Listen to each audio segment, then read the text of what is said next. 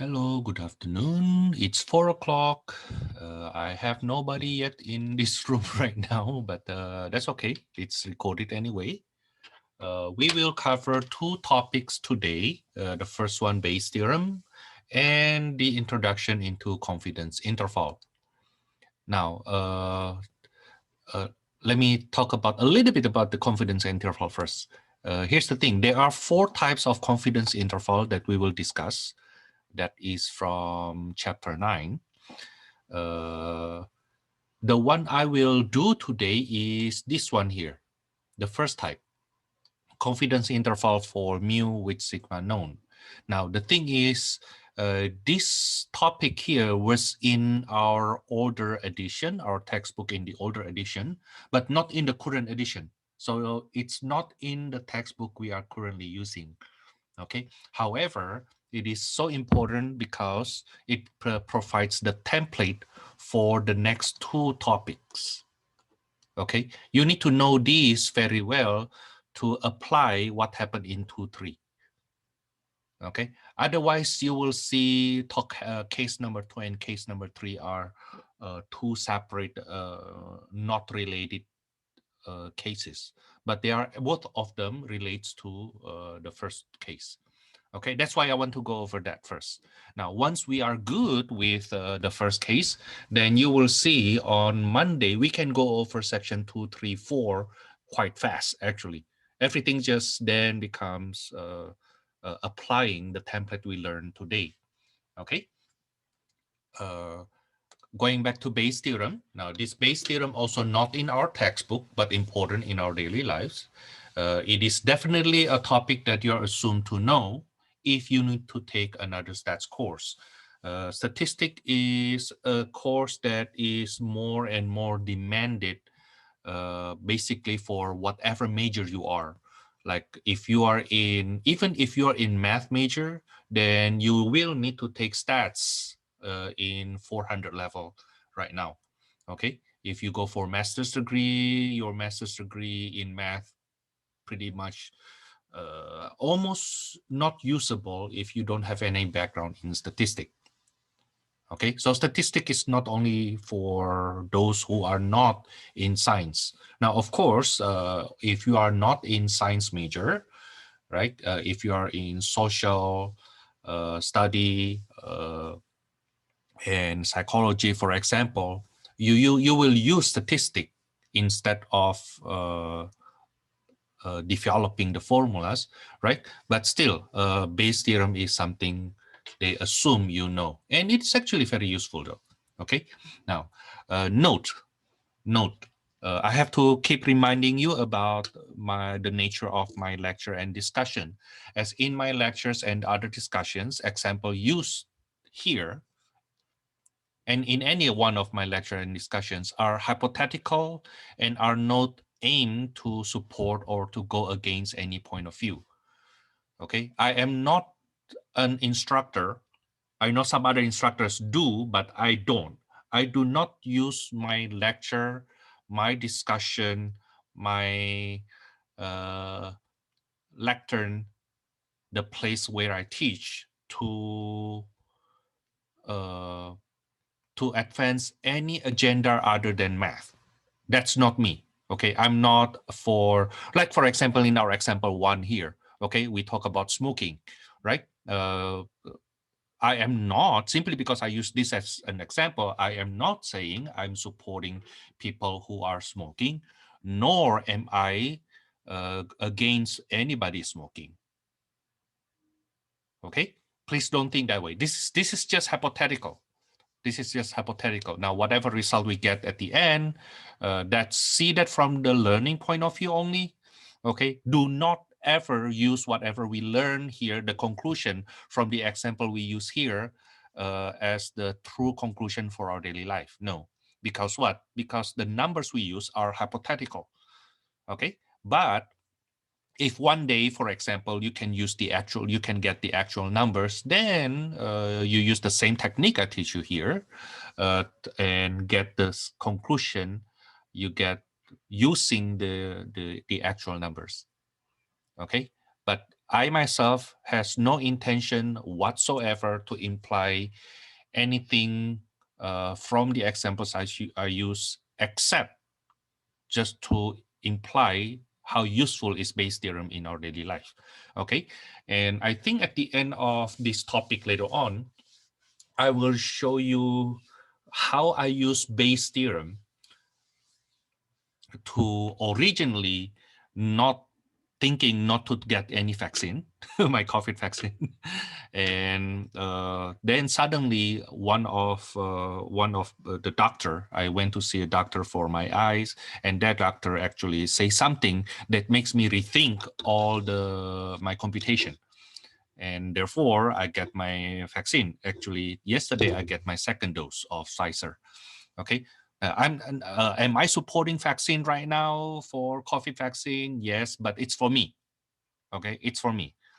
Okay, for more general public, you do your own computation. Okay, yeah, different people have their own numbers though. Okay, now let's start with example one. Let's start with example one. I assume you already watched my lecture. In my lecture video, I think I only have 2 examples. Okay, and today we will do more examples. Okay, today we'll do more examples. Example 1. In Wonderland, 40% of adults are males. Also, 10% of males are 10% of male smokes, 2% of female smoke. Now, find the probability that a smoker is male. Now, this is the question I get from a website. I don't even remember where, but I didn't write this question myself. Okay, I copy paste that. Now, but instead of working on the formulas of Bayes' theorem, let's break this question, this very short question, into 4 steps. The first step is construct the probability trees.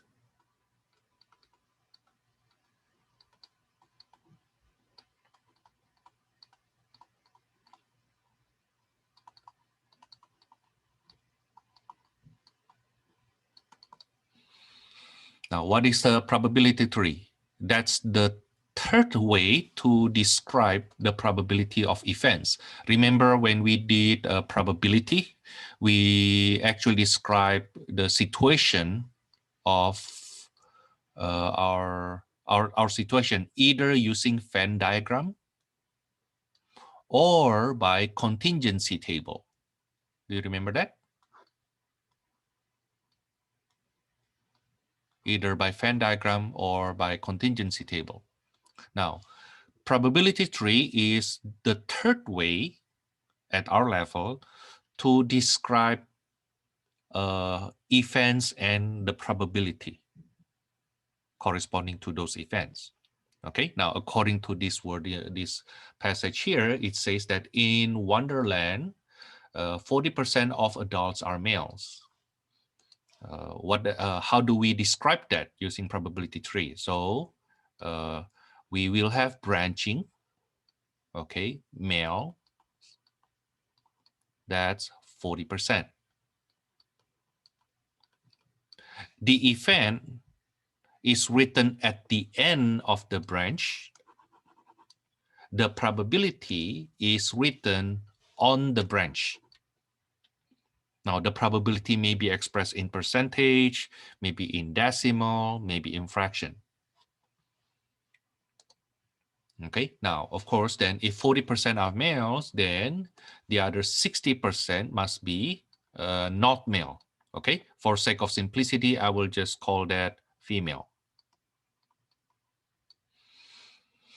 Okay, some people still believe that gender are binary. Some people already thinks that genders are a spectrum. Okay, it's quite difficult for me to describe the statistic part if that the gender is a spectrum. So I will just make it binary. Okay, not because I make it male, female, binary gender, not because that's what I believe. Okay, doesn't matter what I believe actually. Okay, but that's for the purpose of simplifying our lesson. Okay, so if 40% males, then the remaining 60% must be female. Okay, now then the second sentence, 10% of male smokes. Of males, 10% smoke. Of male, 10% smoke. So of males, what percentage don't smoke?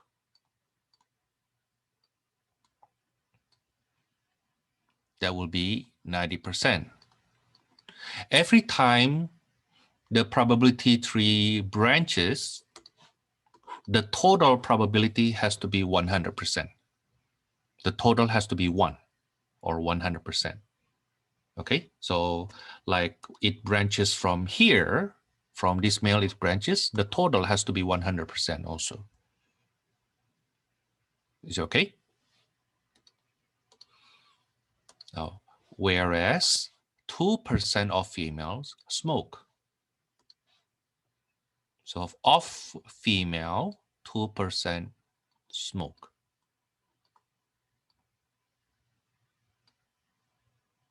Therefore, what percent don't smoke? Remember, every time it branches, the total has to be 100%, right? So this is 98%. Okay. Notation-wise, when we say 10% of male smoke, is this. The notation is supposed to be proportion or probability smoke. Given it's a male, is 10%. Okay, given you know that person is a male, then the probability that male smoke is 10%. Okay, now for this sentence here, 2% of female smoke means notation-wise probability that that person smoke, knowing that person is female, is 2%. Okay, that's why when we do the probability tree, it looks like this. Okay, of 100% of males, of all males, 10% of them smoke, which means 90% don't smoke. Okay, now that's the probability tree. Next, we will find the probability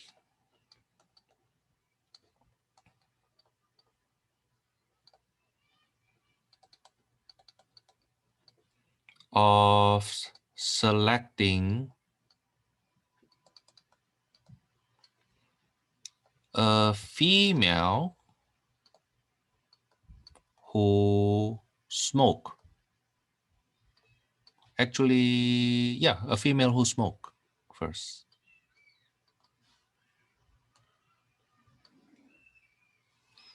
Okay, so you select one person at random.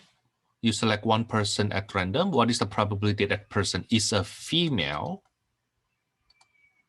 and also smoke?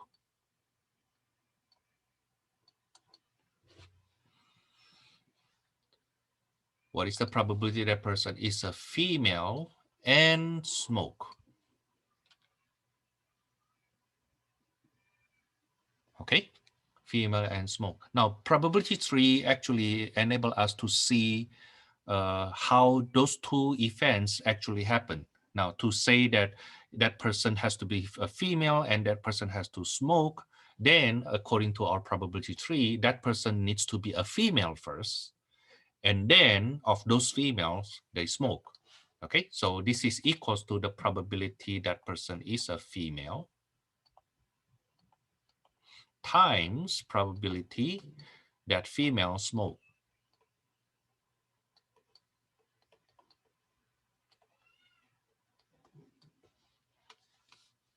Okay, which will be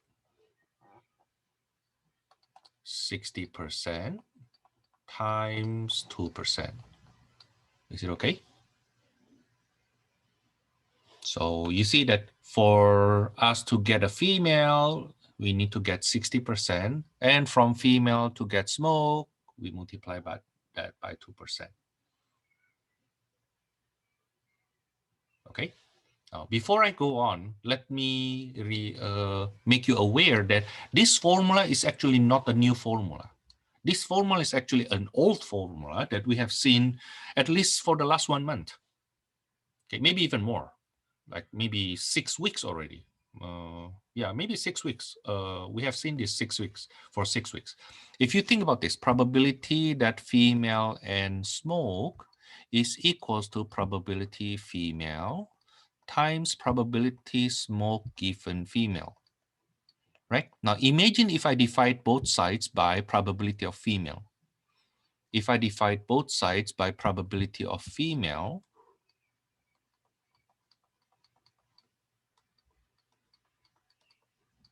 then we will end up with probability of female and smoke over probability of female. This is equals to probability of smoke given female. But this is the conditional probability formula we learned 6 weeks ago, right? Or maybe 5 weeks ago. I think 6 weeks ago, right? Okay, probability of A given B, probability of S given F is probability of the intersection over probability of the condition. Remember that? Okay, so this formula here, what we did here is not something new. No, that's not new. Okay, that's not new. Because of the complexity of our situation right now, then we first start with probability 3. Okay, but that's not something new. That's not something new.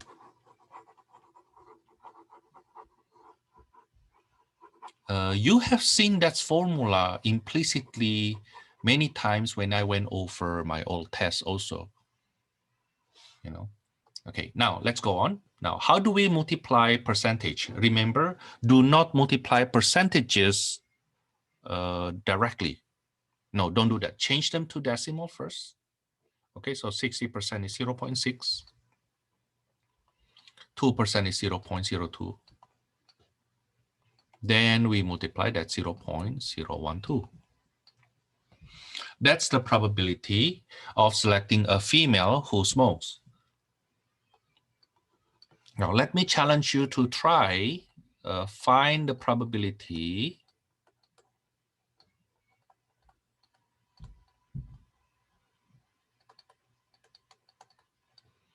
of selecting a male who smokes.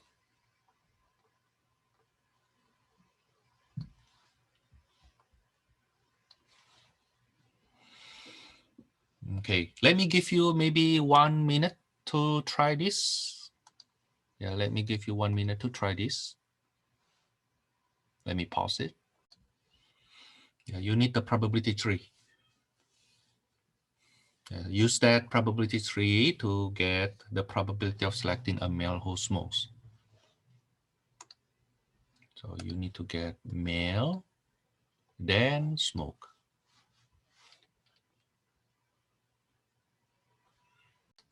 Okay, let's start. So this will be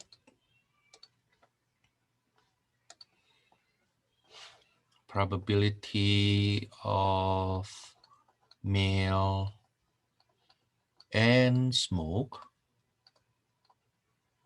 equals to probability of male times probability of smoke given male. This is our first example, so I write the details first. Okay, in our maybe third example later on, you can skip this. You can skip this notation here. Just get the numbers right away. Yeah, so this will be male is 40%, smoke is 10%. That will be 0.4 times 0.1. That's 0.04.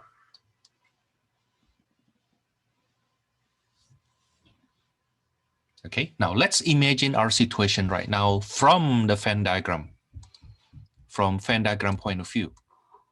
So let's say this is our Venn diagram here. Okay, now we have 40% male, female 60%. Okay, now 10% of this male, so of this male here, 10% of that smokes. Now that percent of that 10% of male actually represent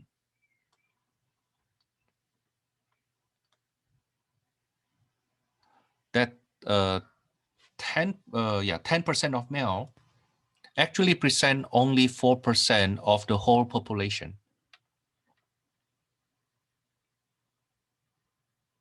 Okay, 0.04 is 4%, right? And female and smoke, right?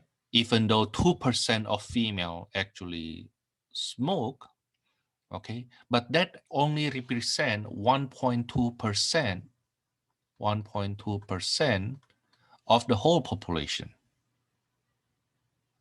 So part C, find the probability, or we can also say the proportion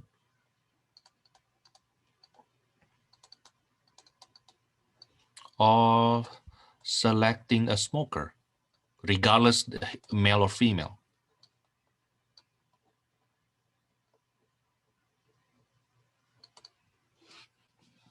What is the proportion of smokers in our population? Now, again, even though the numbers I use here are hypothetical, but if you can update these numbers, to the realistic numbers, then that will tell you the market of cigarettes. Like if you are a cigarette manufacturer, like Indonesia is one of the big producer of tobacco. Now, then how big is your market? Okay. And even though you will see later on the percentage is not that big, you will see we have only 5.2% of our population. In this case, only 5.2% of our population are smokers. But because there's not a lot of competitors, at least in America, selling cigarettes, then it could be a big market share for you if you become one of the producer. Right now, I'm not saying that I support. I'm not smoking. Okay, I'm not smoking. Okay, but again, my brother is a heavy smoker. My father-in-law, whom I love very much, he is also a smoker. You know, but I have no problem with somebody smoke. Okay, just don't smoke next to my son or my daughter. They're too young. Their lungs too young for that. Okay, but yes, no problem. No, but if you can make money from this point of view, right? Why not, right? Okay, yeah. If you can bring food to the table for your family, then I'm for it. Okay, I'm for it.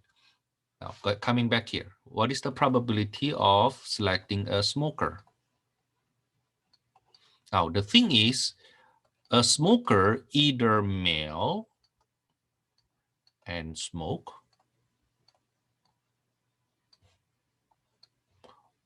or that's why we add female and smoke.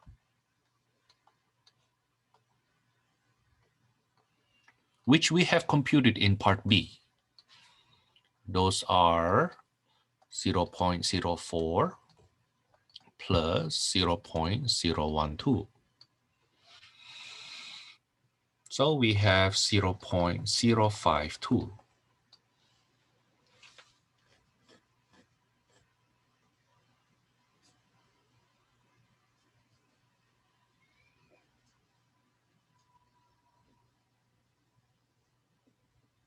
Okay. By the way, the idea of bringing this question up as an example actually starts from last year.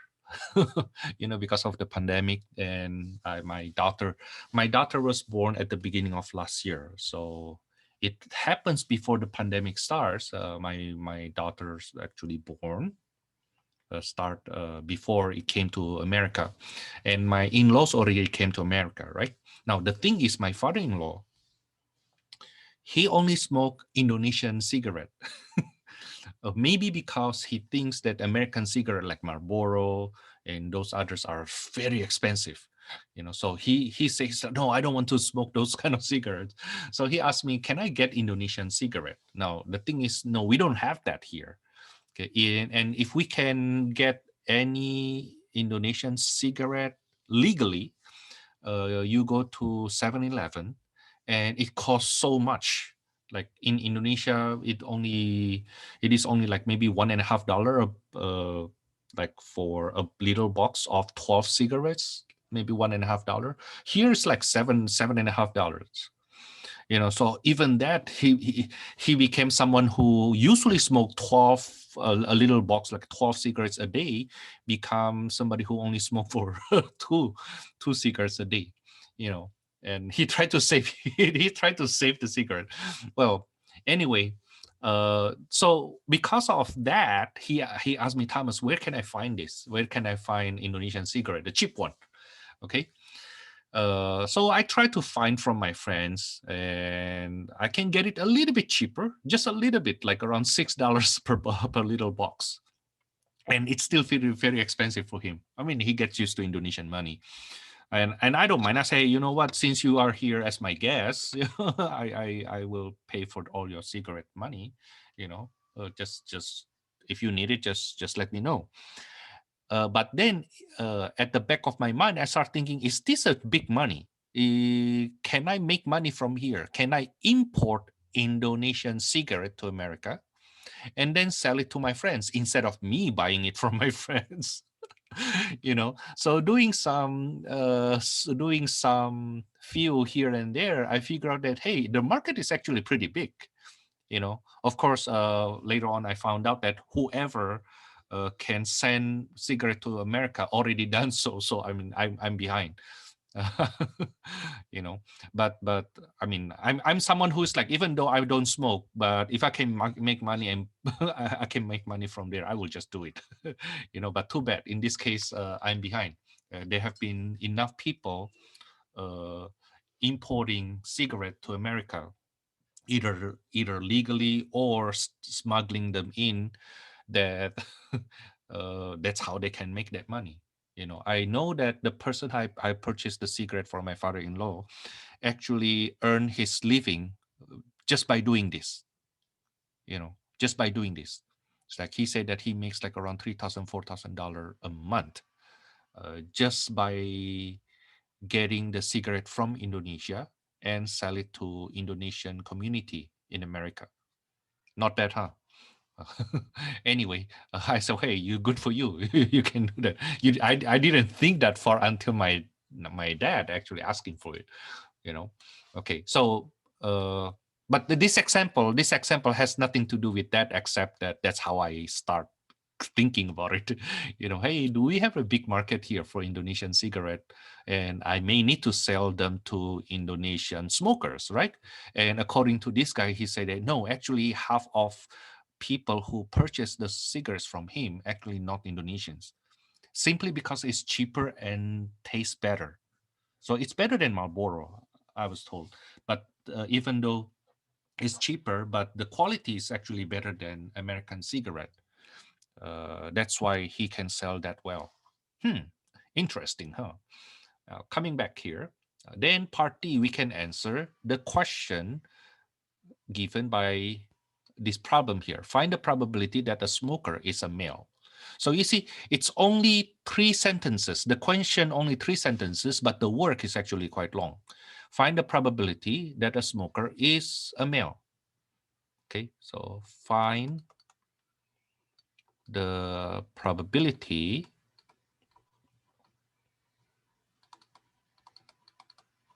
that a smoker, given that person is a smoker,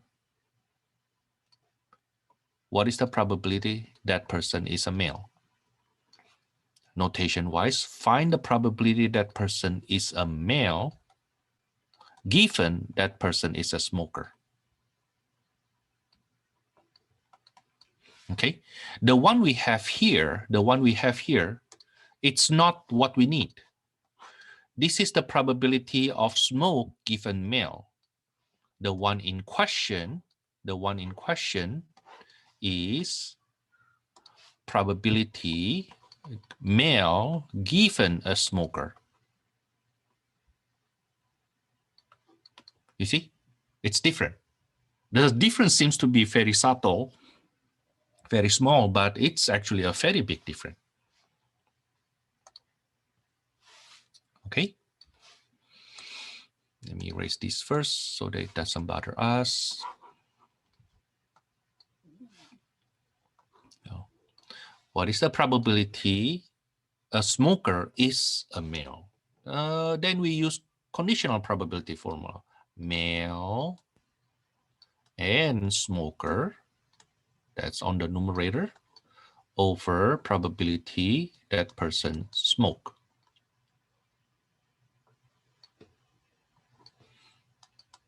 Okay, the probability male and smoke. Notice that that's part of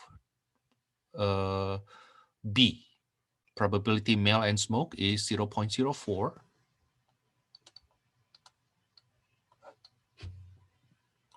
Probability smoke is 0.052. Okay, so 40 divided by 52, that's 0.76923. Approximately 77% of those smokers are male. Approximately 77% of smokers are male. Now, do not underestimate this number though. Suppose the numbers here, even though it is clearly hypothetical, but suppose this is the number you get. Hey, you know what? 77% of smokers are male. It means 23% of smokers are female. Then you start thinking, okay, if I manufacture or if I have cigarette factories and I try to sell my cigarette, will I direct that to male or direct that to female?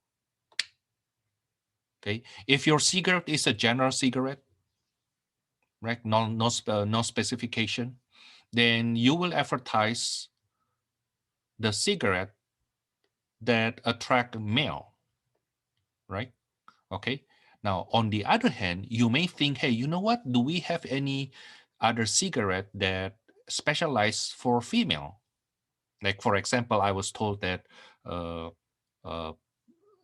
actually most buyers for the mint cigarette, menthol cigarette, are female, for example. Now, if you actually notice that, hey, you know what, menthol cigarette seems to be very good sale in other country, but we don't have that here in America yet. Should I provide that, you know?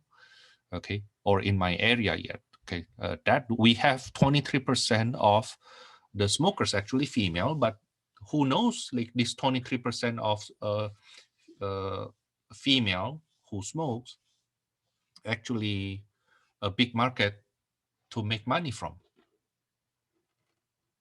right? You see?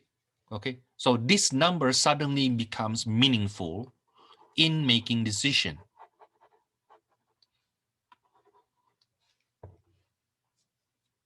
Okay, now it will be a waste, suppose this number is true, it will be a waste if you try to make your cigarette, which is a general cigarette that is directed for male and female, and the advertisement is trying to get the female attention. No, it will not be that useful. Okay, why? Because from the general smokers, okay, those who smoke a regular cigarette, not specialized one, most of them actually male.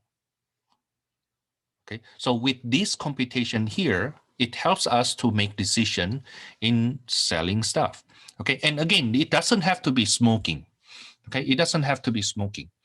You can say that, let's say we change this to 40% of adults are male, and then 10% of males like Korean barbecue. Why not? Right? Okay, and 2% of these females, they like Korean barbecues. I love Korean barbecue. My wife also loves Korean barbecue. When it comes to Korean barbecue, it's actually a lot higher. You know, most people actually like Korean barbecue. Yeah, most people like barbecue. just put it that way. Okay, most people like barbecue. Then now you understand that in every grocery stores they must sell some charcoal, right?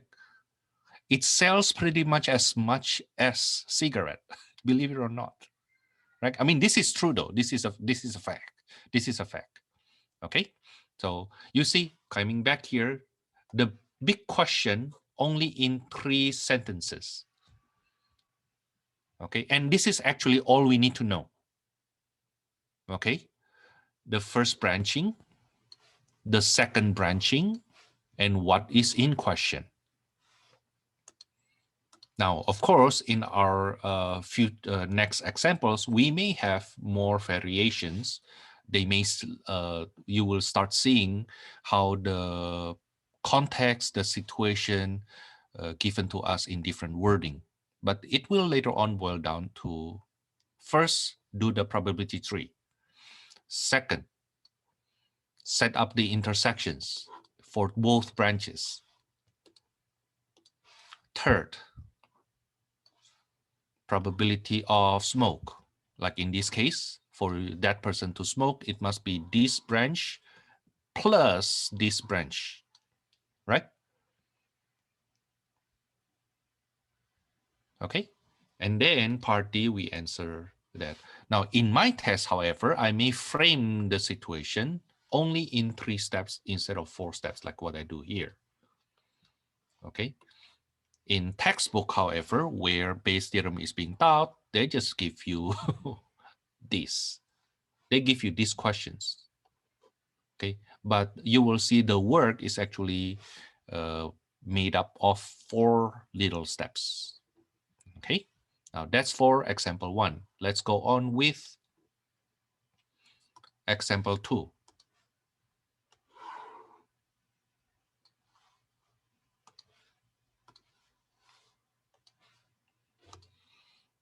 This is my example 2. Random drug testing. Joe is a randomly selected chosen member of a large population in which 3% are heroin users.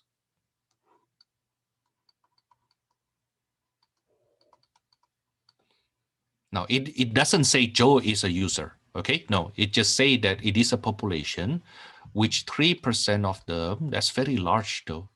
So you know this is hypothetical, right? I don't believe heroin users is 3% of our population. That's way too big. You know, that's way too big, too big. So again, this number is hypothetical. Now, if 3% are heroin users, then 97% of them not heroin users. Okay, now Joe is tested positive for heroin in a drug test that correctly identifies users 95% of the time. So if you are heroin users, the test will show positive 95% of them, and correctly identifies non-users 90% of them. So if you are not a user, it will show negative 90% of them. So there is a chance that you are a user, yet it doesn't show in the test. That's 5% chance that the test shows negative. Okay. And if you are not a user, you may get what we call false positive 10% of the time. Okay, now this branch here is called false negative.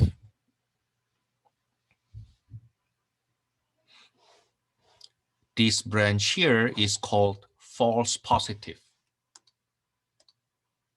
Okay, let me write it as a note. False positive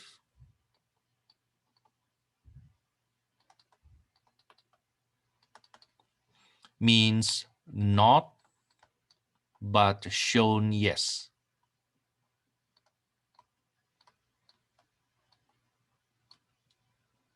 Okay, false positive. The test showed that you are a user, but you are actually not. Okay, now false negative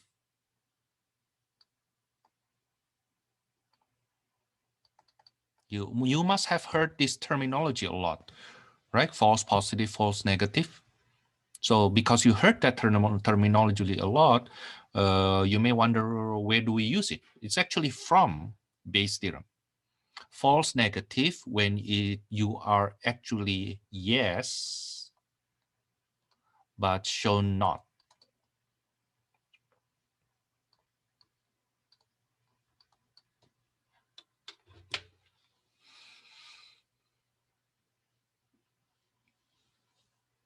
Okay.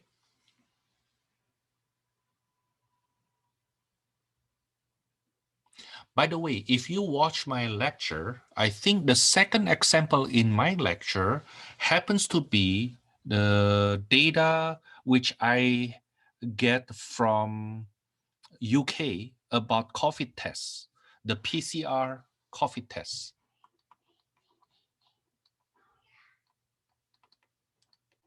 But that was quite early last year, though.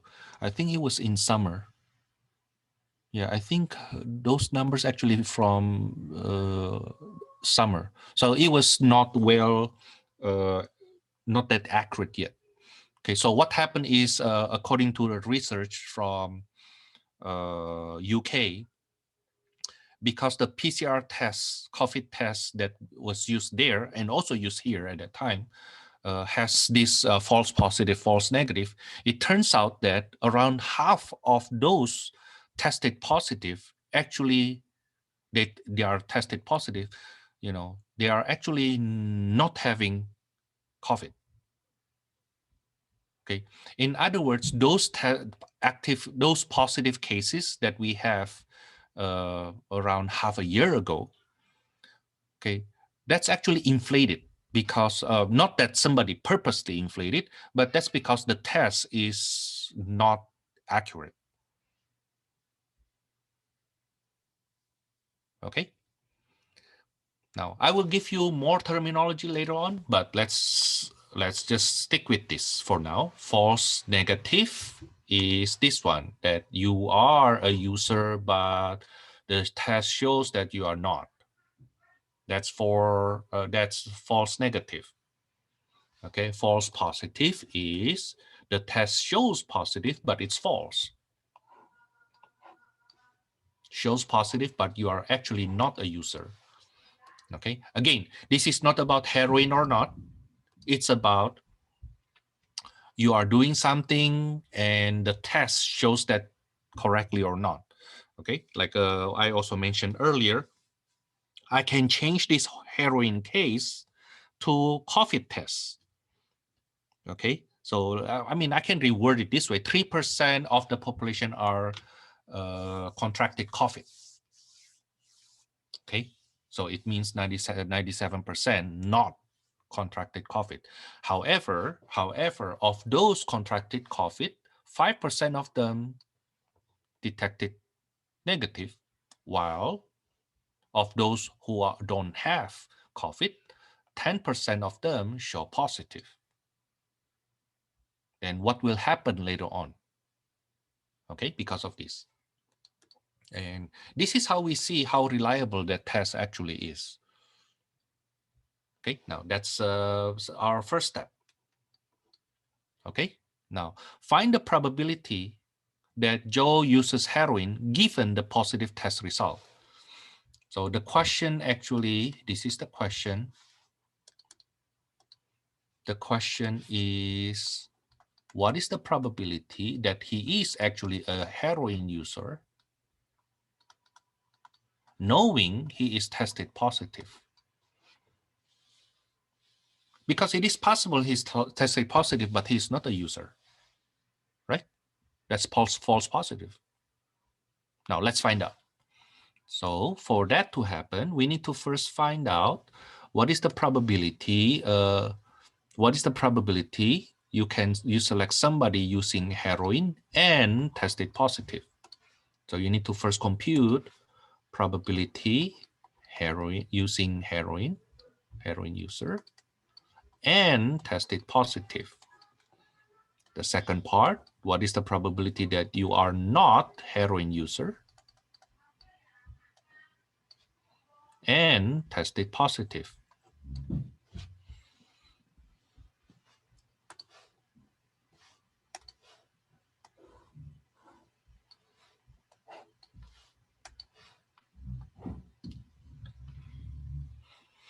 Okay, now heroin user and tested positive, the probability will be 3% times 95%.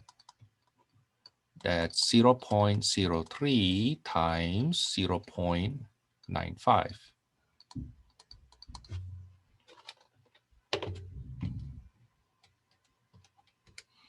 That's 0.0285. That's the probability of selecting a heroin user and tested positive at the same time. In other words, that's the proportion of people who are using heroin and tested positive. Now, how about non-user but tested positive? That will be 97% times 10%. That's 0.97 times 0.1. That's 0.097.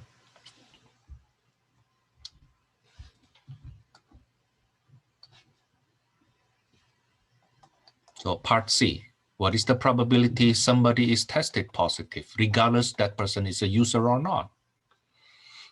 And it must be probability that person is a heroin user and tested positive, plus probability that person is not a heroin user and tested positive.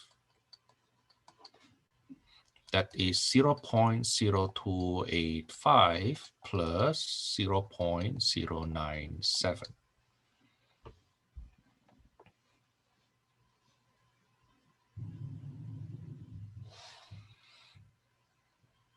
Okay, which when we add,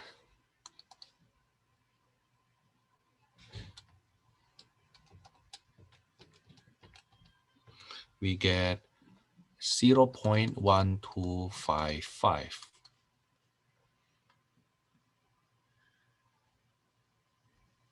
Which is approximately 12.55%. Don't you think it's quite scary? What is scary, Thomas?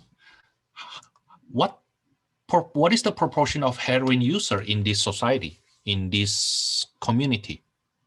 Only 3% of them actually users, right?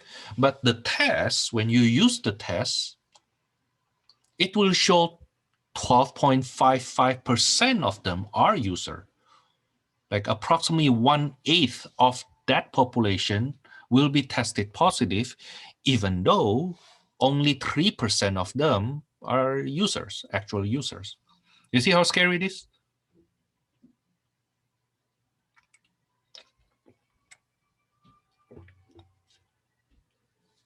Okay, so even though these tests actually have 95% accuracy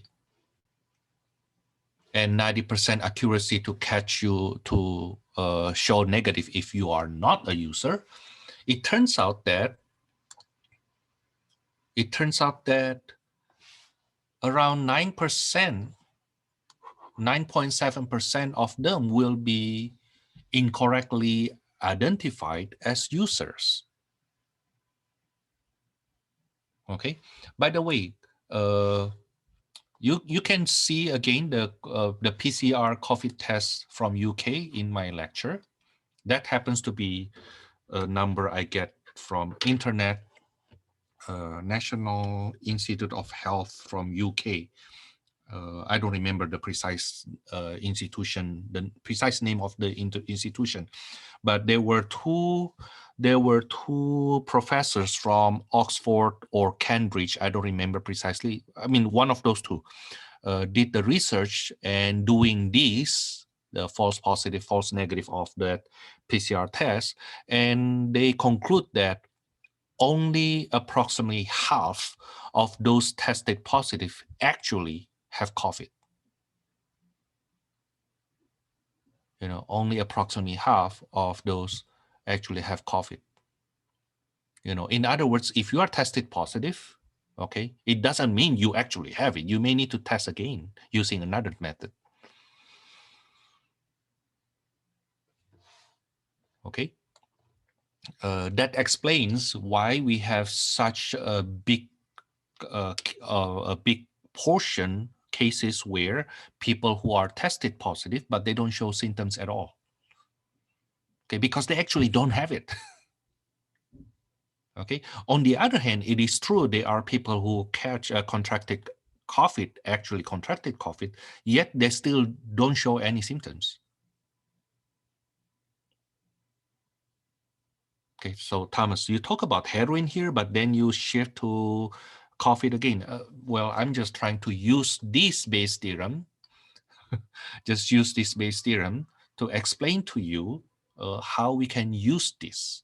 And even with such a high number we already have here, 95% and 90%, which you think high number, it turns out that the error is actually pretty big. Imagine if this is the test being used. This is the test being used on you. Once it gets personal, then you start thinking about it, right? Now, the person who wrote this question actually smart enough and used a Joe, a very common name, or that's just a very good pseudonym for a lot of people, right? If a regular Joe is tested positive, what is the probability he actually a user? Let's compute it. So what is the probability Joe actually a heroin user, given that he is tested positive? That's Joe's case, right? You can change that Joe to Thomas, though. Thomas suddenly randomly stopped somewhere by some people, okay, some police, let's say, and during some traffic stop on Thanksgiving Day, let's say, for example, and suddenly I was tested positive. What is the probability I'm actually a user? I may be drunk at that time, so I cannot defend myself. Okay, then this will be probability of heroin user and tested positive divided by probability tested positive. That is 0.0285 over 0.1255.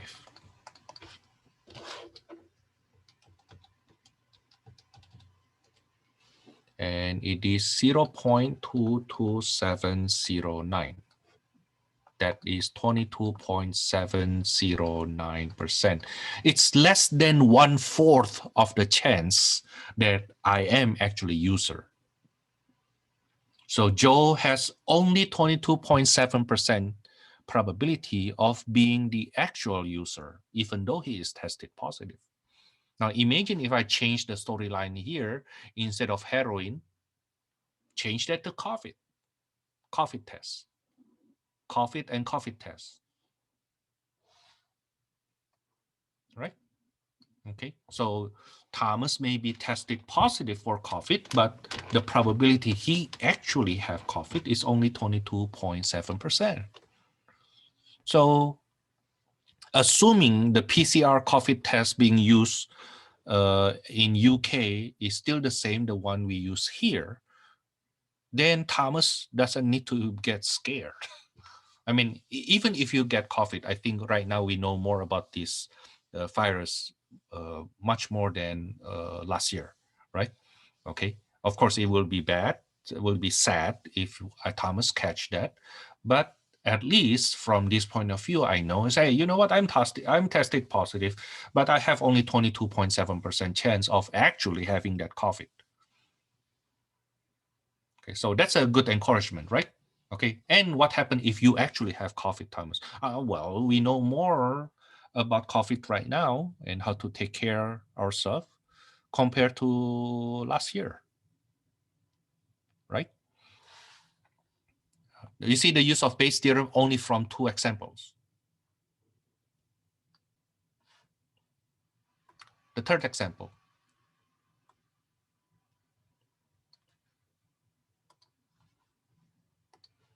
Example 3. Give me a second. This is into manufacturing.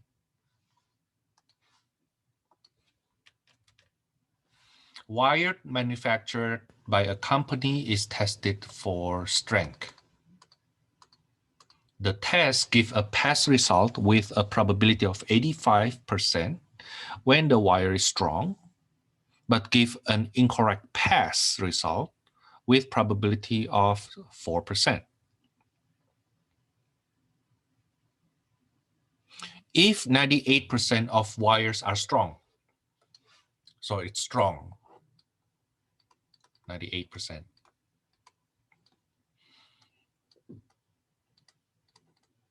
Which means not strong, 2%. Right? Remember, every branching is supposed to add up to 100%. Okay, now the test give a pass result with a probability of 85% when the wire is strong. So if the wire is strong, then the test will pass that wire 85% of the chance, 0.85. But give an incorrect pass, you call that false positive. It is not strong, but the system or the test pass it, 0.04%. I mean 0.04 probability.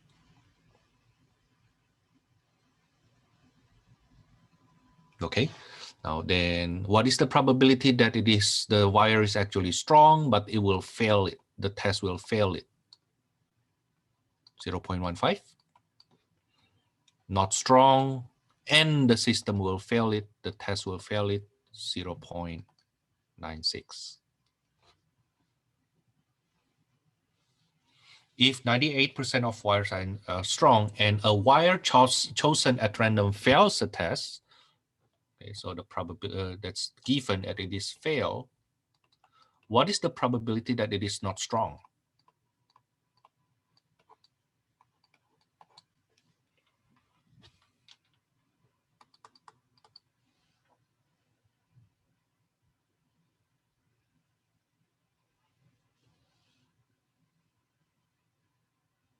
Okay, now we already have the probability tree.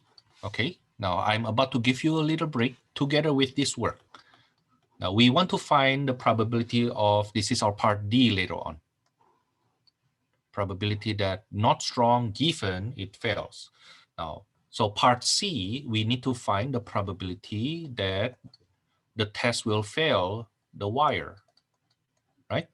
But for us to find the probability of fail, then it will be probability of strong and being failed by the test, probability of not strong yet being failed by the test, and being failed by the test. Okay, now this is for the first part of part B. This is the second part of part B. Okay, can you do that? Together with your break, let's come back at 5:16. So it should take you around 5 minutes to do part B, part C, and part D. Let's see how far you can go. Okay, And then at 5:16 or maybe 5:15, I will start working on this. Okay, so 5 minutes to do this, and then around 10 minutes break. Or you take the break first and then you start working on that. Okay, let me start.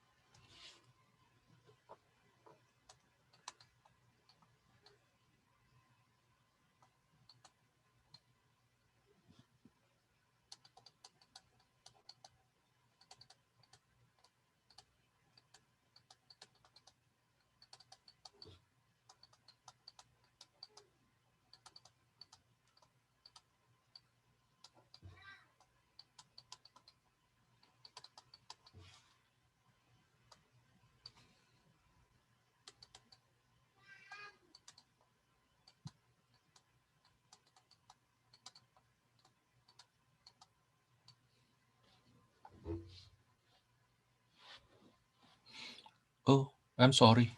I think I make a wrong computation. Oh, I'm sorry. Very, very bad. Very, very bad. It's supposed to be strong and fail. What I did is strong and pass, not strong and pass. So my numbers are totally wrong.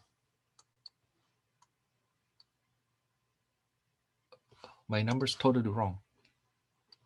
It's supposed to be strong and fail, not strong and fail.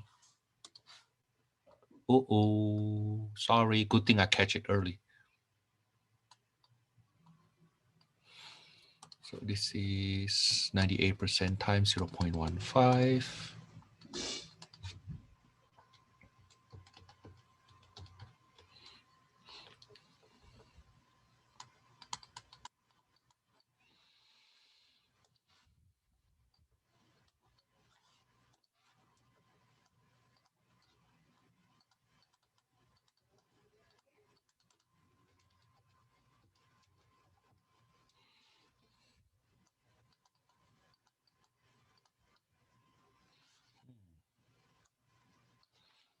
I'm sorry. Good thing I catch that early. Okay, strong and fail is 0.147 plus 0.0192.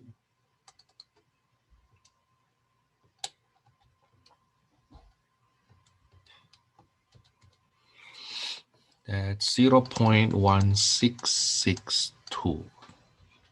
Now then, finally, what is the probability it is actually not strong, knowing that wire failed the test?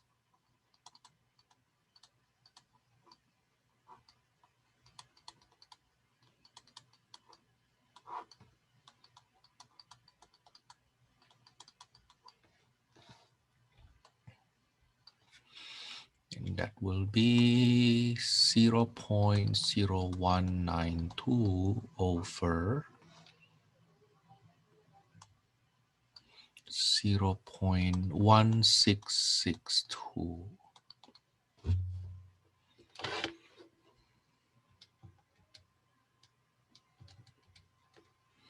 I get 0.11552.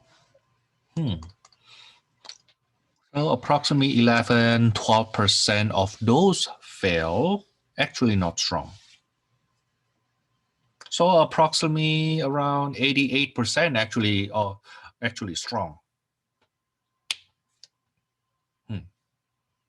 But it's better this way though. Like you don't want the weak one actually pass, right?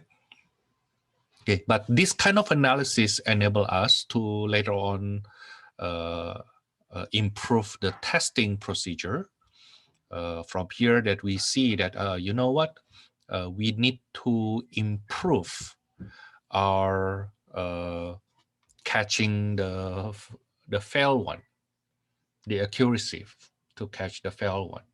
Basically, the test should be improved, but improving for which side? Should we pass more or should we fail more? Like that. Okay, now that's for example 3. The next example is on faulty thing. I will use example 5 now. Example 4 is very similar, but let me use example 5 now. It is a bit more wordy, but bear with me. Yeah, example 4 is on faulty product. Example 5 on faulty product again.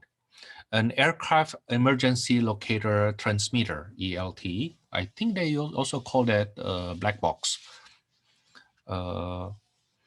It's a device designed to no, I'm sorry. It's not black box. That's just ELT.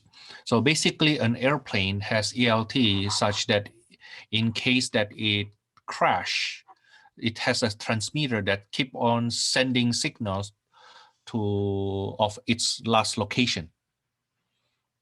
Okay, now that ELT, as far as I know, is part of the black box, but it's not black box itself. Okay, black box has other more informations beside the emergency locator transmitter.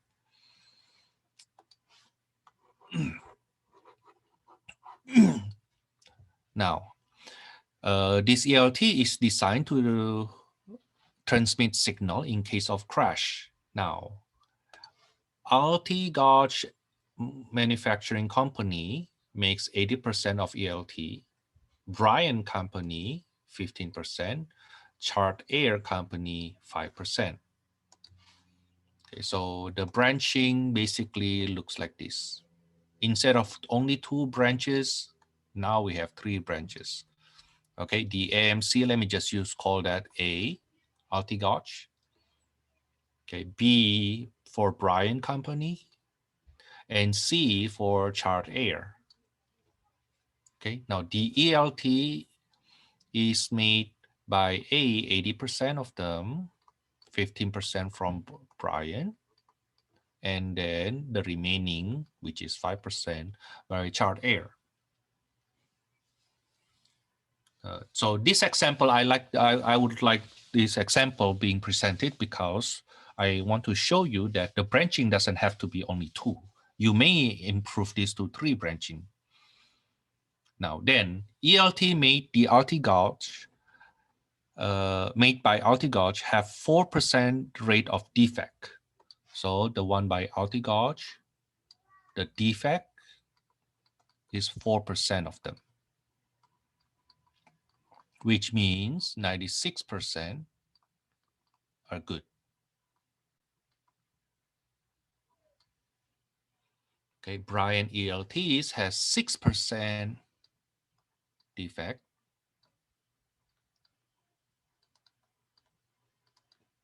which means 94% of them are good.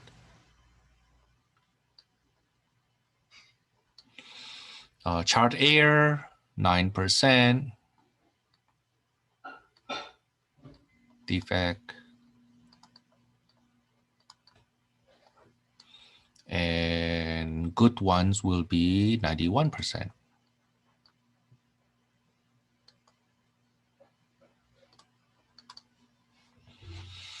Okay, now if a randomly selected ELT is tested and found to be defective, find the probability that it was made by company A. So the question is basically find the probabilities made by company A given that it is defect.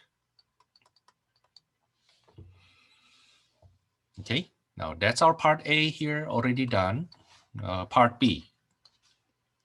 Part B. We need to get all the defect first. Okay, probability that it is A and defect.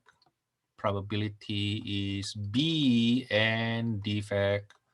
Probability that it is C and defect.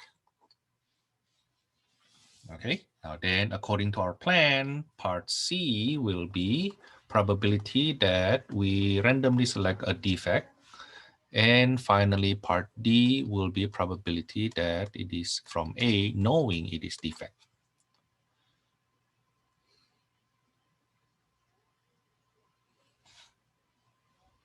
Okay. Now this is equal to, let me show this more, the table more. A and defect. A then defect. That will be 80% times 4%.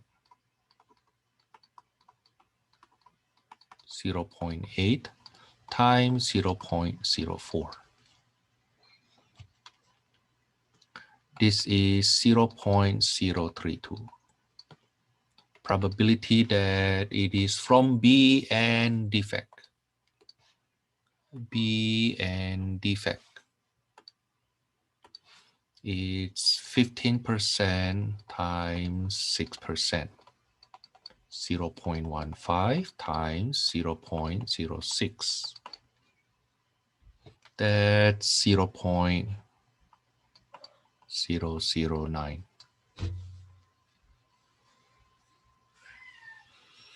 Probability C and defect will be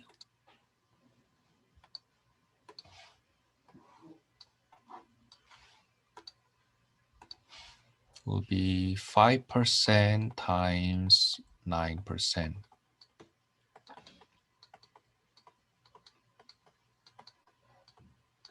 That's 0.0045.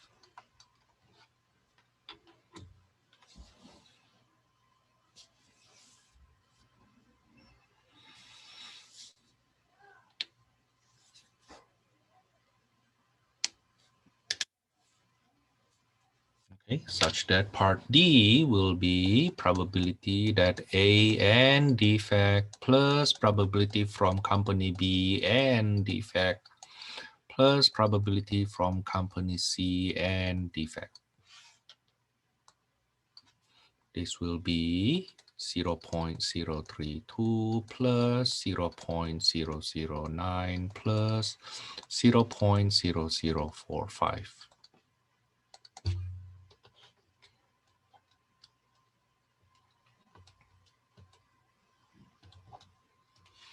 That's 0.0455. Now then the probability that it is actually from A, knowing that it is a defect product. Probability of the intersection over probability of the defect. This will be 0.032 over 0.0455.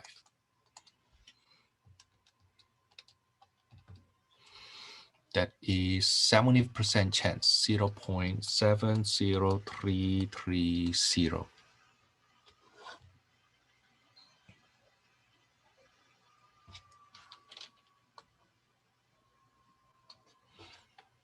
Okay. So even though it consists of, it's a long question, but there are small easy steps for each one of them. Okay. When I covered this material was covered at USC when I was doing my PhD there. So Bayes' theorem was part of their curriculum. And it was taught to business program. Now, you know, USC Business School is quite well known, even in California. Okay, I think at one point it was number 4 in the United States. Well, anyway, then one student make a comment. Suppose we have this configuration, right? Okay, the defect rate from company B and company C is clearly higher than company A. Why don't we just buy our product, all of them from A? So there are 3 companies and we get 3 of them. Okay, why do we use product from company B and C, even though we know the defect rate is higher. Honestly, when I heard that question, I was like, oh yeah, that's right. Why do we need to do that? Good thing that I have some background in business also. I think I told you that before, that I almost get my bachelor in business back in Indonesia. So I explained this to them, that it has something other than just probability here.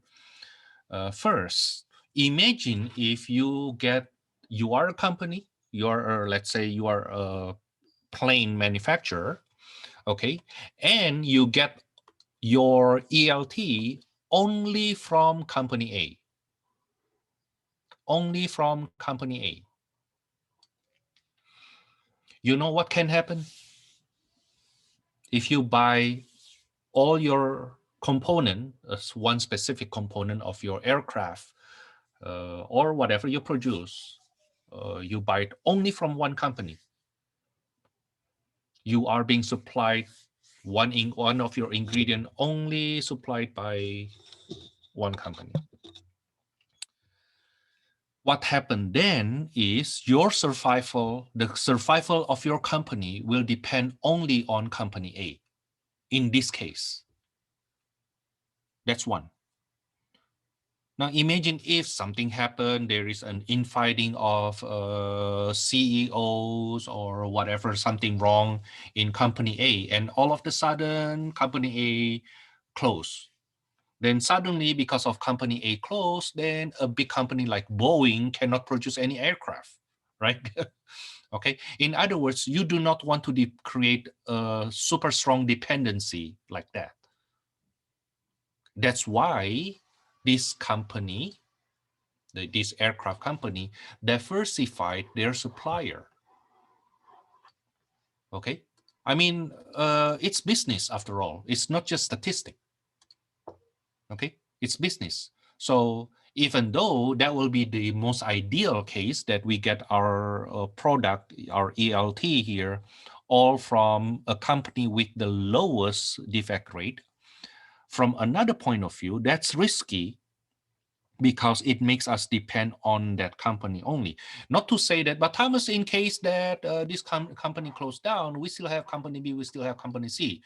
Hold on, not yet.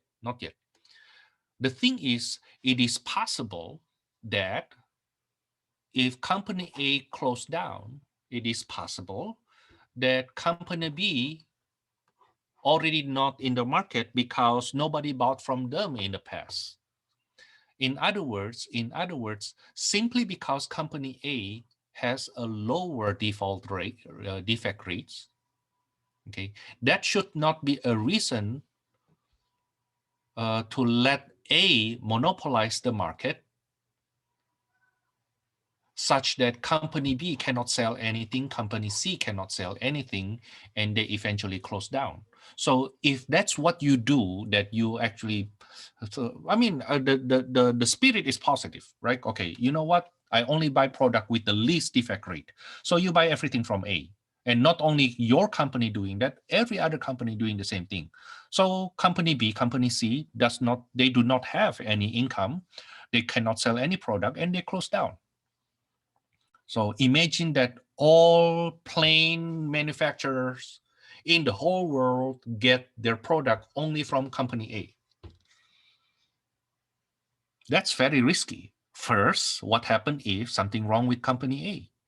Let's say the factory suddenly have some incident and they cannot produce anything. And so all of a sudden, European, Airbus, Airbus, the plane manufacturer, right? Airbus, Boeing, Embroider, those plane manufacturers suddenly cannot produce anything.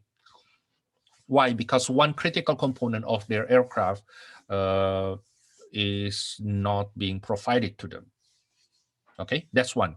Second, even if nothing wrong with them, then they will be flooded with demand of ELT, and they basically the only supplier. And if that happens, notice that because you could depend on that company. They suddenly have the control over the price because no competition. Does it make sense? Okay. Once let's say you, how to say that? It's like it's kind of like a human nature though. If I know that my wife depend 100% on me, there is a chance that I actually quote unquote abuse her mentally. It's like, well, she cannot go anywhere anyway. So you know what? Let me just not treating her well because she cannot do anything anyway. She already married to me. Okay, but knowing that she has a back door that she can, let's say, separate from me if I don't treat her well, then I will think how to treat her good enough such that she wants to stick with me, right? So think of it from that point of view. Okay. By the way, this kind of diversification is also being done in mutual fund. So instead of company ABC, think of this as stocks ABC. Stock A has 96% of performing well this next year. Stock B has 94% chance of performing well this year. Stock C has 91% chance of performing well this year. Okay, why don't you just buy stock A, Thomas, while the probability that it's doing well in the next year is the highest? Well, again, because of diversification. What happened if something not doing right with that company in the next 1 year? Basically, you do not want to put all your golden eggs in one basket. You want to diversify that. Okay, does it click? It has something to do with your retirement. Okay, you don't want to put all your retirement into one place. Okay, like for example, you do not want to depend only on Social Security for your retirement. You know it's not dependable, right? I myself, as an instructor, we have retirement system which is outside of Social Security. It's called CalSTRS. I think STRS. No. CTRS, maybe CalSTRS. We call it CalSTRS. Okay, and it is outside of Social Security. Okay, in fact, instructors like me, we don't pay into Social Security. We pay into CalSTRS. Okay, but I do not want to depend on that only. Okay, what happened if the money manager, the fund managers, they're not doing well, right? Miscompute here and there, which happened like around 10 years ago or 8 years ago. They miscompute something and we are down by 8%. You know, I mean, it is possible that something goes wrong anyway, not because of their fault, right? Okay, so beside that, what do? Well, I also purchase a house and pay into my house, my mortgage. Okay, you can say that that's my retirement in this house, right? Okay, and beside that, I have other things that I invest into on my own. But Thomas, I don't have that much money. I'm still a student. Yes, but you don't wait until you have money, then start thinking what to do with your money, because there's a chance you have money because you know what to do with your money. Okay, don't wait until you have money to think about this. Instead, think that this is how you will make money. Okay. And I have full-time job at West LA College. Okay, but I also teach part-time at Santa Monica and at East LA College. Now you can see this is actually part of my diversification, right? So again, even though we went over only 4 examples plus 2 examples from my lecture videos, you see that it is actually touch basically almost all aspect of your life.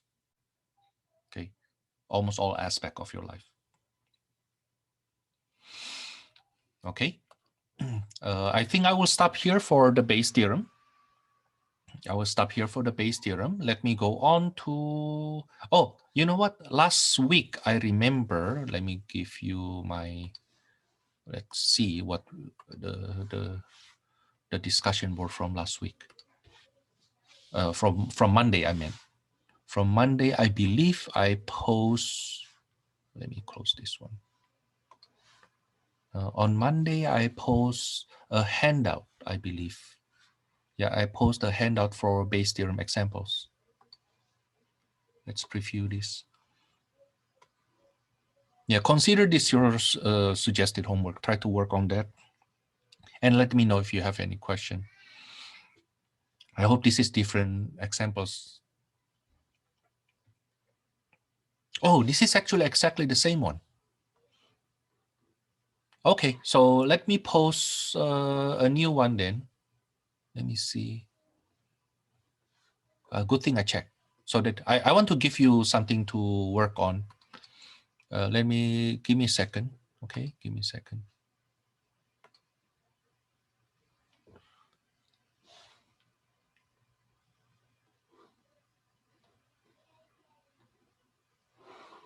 Oh yeah, this is, I have example too, but this is in doc. Give me a second then. Let me change it to PDF first and then I post it.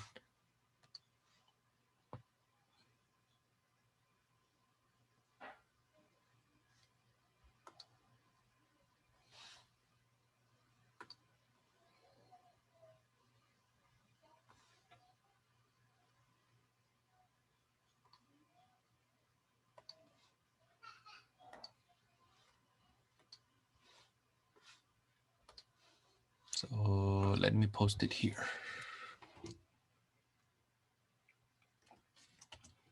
Suggested homework for Bayes theorem. Only 2 questions.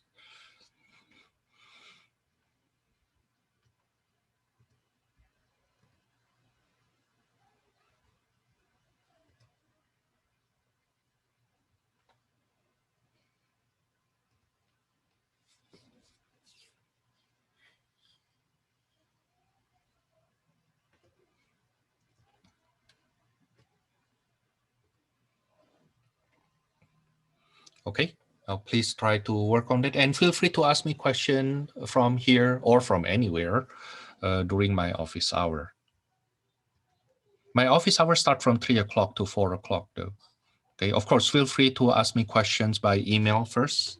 Okay, and if my explanation is not clear, then let me know if you want to see me during my office hour. But after all, I mean, I will be in my office hour. Just go to Zoom from 3 o'clock, between 3 o'clock to 4 o'clock, the same Zoom link. Okay, let's start this confidence interval. There will be 4 types of confidence intervals to discuss in this chapter. It's chapter 9. Okay, but I will go over, today I will go over the first one, which is not in our textbook.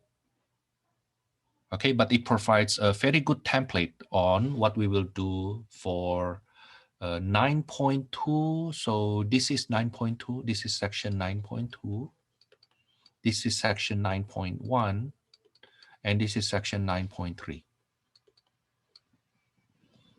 Okay, so let's start with the template first.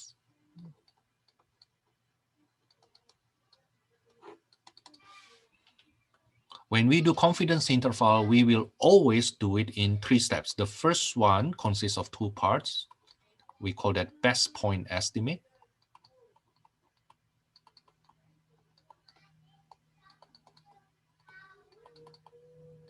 I think I need to clarify that this is for case number 1. So this is confidence interval for population mean with population standard deviation known.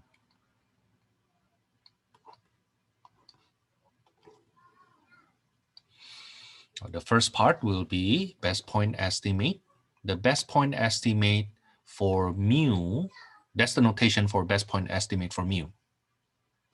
This is best point estimate for mu, we call that mu hat, is equal to x bar. I will explain that later on. Let me give you the whole template first. And second, critical value will be the C-score.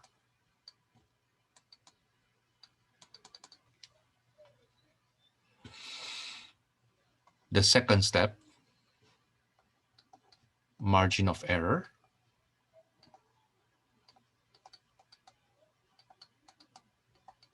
denoted by capital E, is equal to the critical value, let me see, subscript C, multiplied by sigma over square root of n. By the way, this is the standard error. That's the standard error of sampling distribution.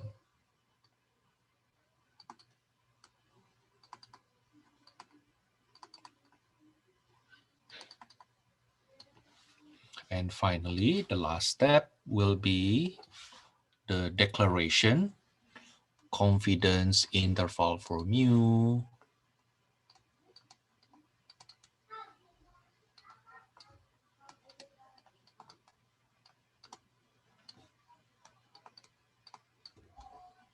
will be best point estimate minus margin of error less than mu less than best point estimate plus margin of error.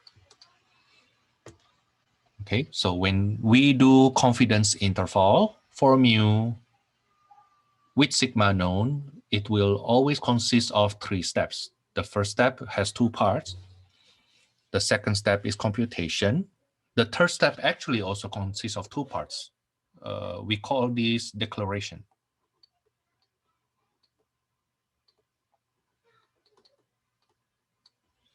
And this is the confidence interval.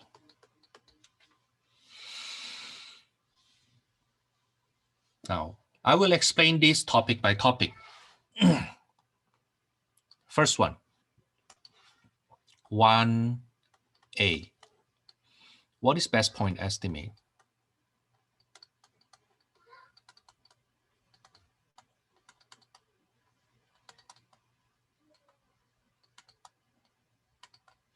Best point estimate is as the following.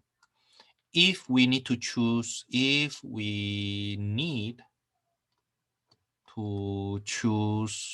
only one number,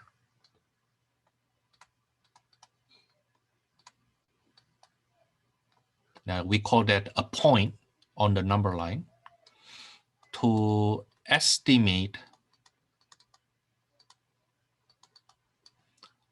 mu, the population mean, then we will choose sample mean for that estimate.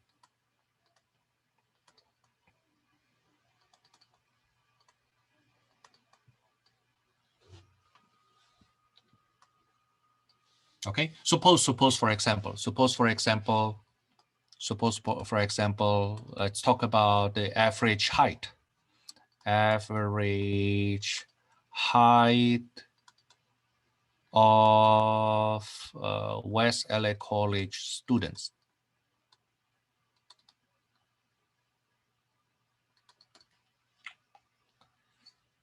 Okay, suppose we want to estimate the average height of all West LA College students mu. Okay, but instead of measuring everybody's height, we actually get a sample of, let's say, 40 students. And we find out that the height, the average height is, let's say,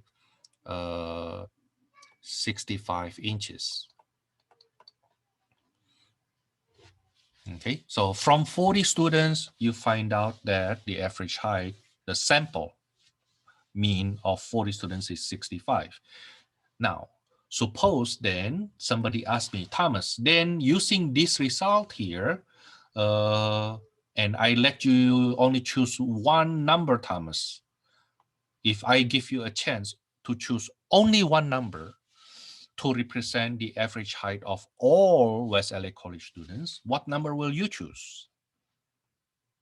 And if I have to choose only one number, which is very likely wrong, okay, very likely is wrong, okay, then that number is 65 inches. But Thomas, you know it's very likely wrong. Why do you choose that? Because even though it's very likely wrong, it is more likely wrong if I choose other number. Okay, the sample mean is 65, right? Okay, so where will my mu be? Is it here? Is it here? Less than that or more than that? We don't know, right? We don't know. We don't know.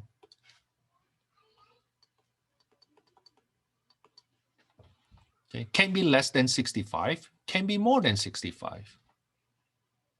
Okay, 65 is very likely wrong to be my estimate for population mean. It's very likely wrong. But choosing other numbers is even more likely to be wrong. In other words, even though 65 is very likely wrong, 65 inches to represent the average height of all West LA College students, we have no reason to choose other number. It can be more, can be less. I mean, if you choose 66, what's your reason? Well, because 65 can be wrong, but how about 66 itself? 66 may be even wrong. In other words, even though my choice may be very likely wrong, other choices will be worse. That's why we call this best point estimate. Best, because among a lot of points that we can choose from, this is the best one. Okay. The best point estimate does not imply that's the accurate one. Okay, but based on what we know right now, we don't know everything. We only know the sample mean. But if we know only sample mean, what can we deduct for best point estimate? Well, 65 will be the best estimate if I can choose only one number. Okay, so saying that this is the best point estimate doesn't imply that's the most accurate one. Okay, this is the best estimate because choosing other points, choosing other numbers is actually less reasonable. We know this is most likely wrong, okay, but at the same time, other choice will be worse. Okay, that's why we call that best point estimate. Okay, if you can choose only one number. The second part of that, what is critical value?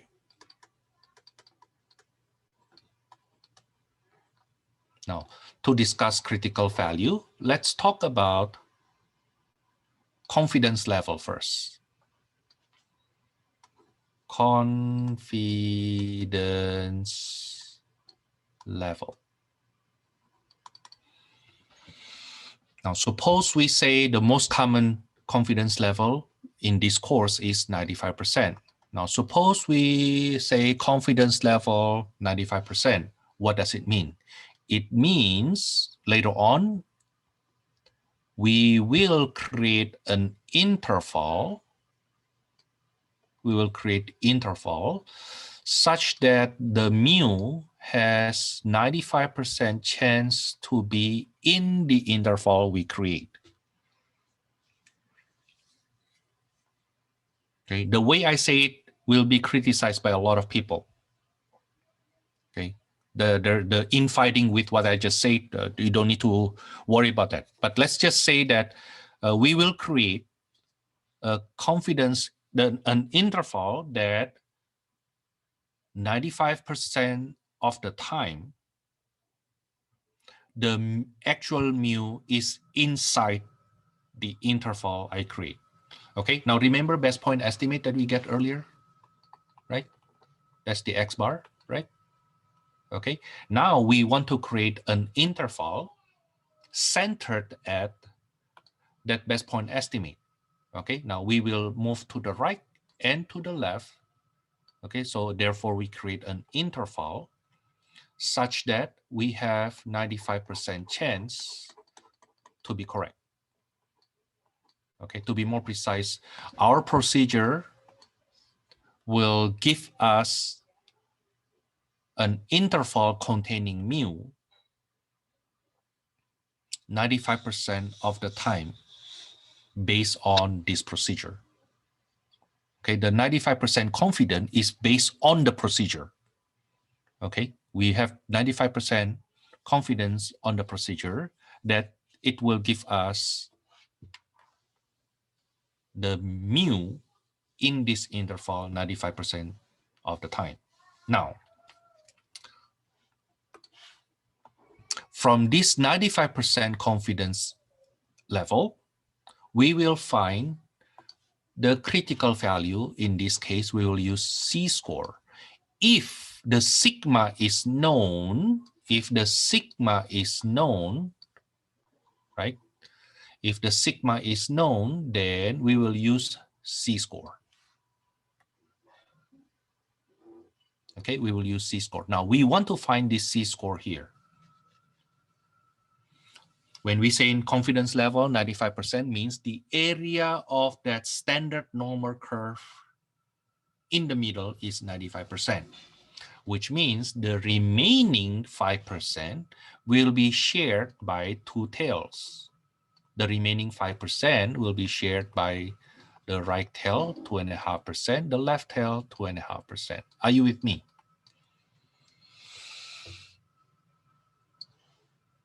Okay, 95%, you have 5% missing, right? Now that 5% missing is divided by 2 for these two tails.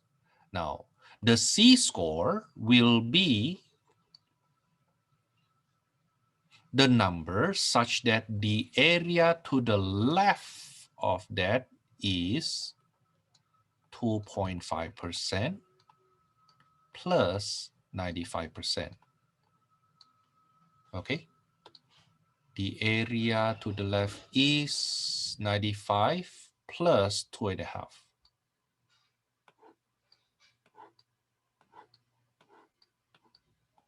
Okay, so when they say confidence level 95%, okay, it means the area to the left of that C-score is 95% plus one of the tail.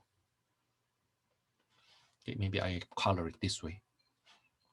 95% plus the tail. Okay, so the critical value, therefore, will be inverse norm 0.975, right? This is 97.5. The mean is 0, standard deviation is 1. Now then you can use your calculator to compute that. That is Z equals to 1.95996. Okay, so for confidence level 95%, if we want to estimate the mu with sigma known, the C-score will be this number.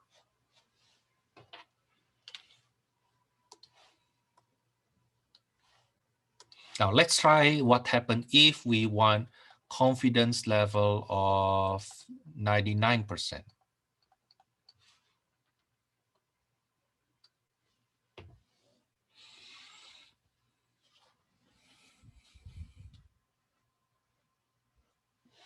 I'll draw the standard normal distribution such that the area in the middle is 99%. Okay. Now we need to find this C-score. Now how do we find it? The area in the middle is 99%. The missing 1% will be shared by two tails. So each tail will be only 0.5%.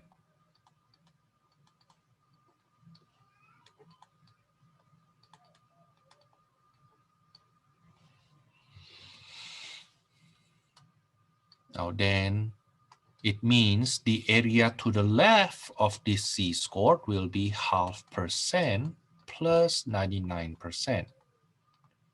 That is 99.5%. So what is the C-score? The C-score is inverse norm of 0.995.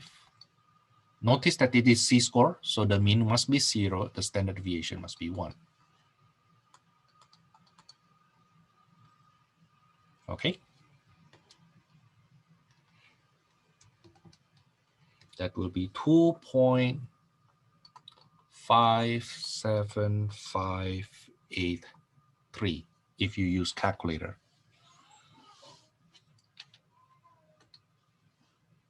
Now, using these two examples, let me ask you to replicate.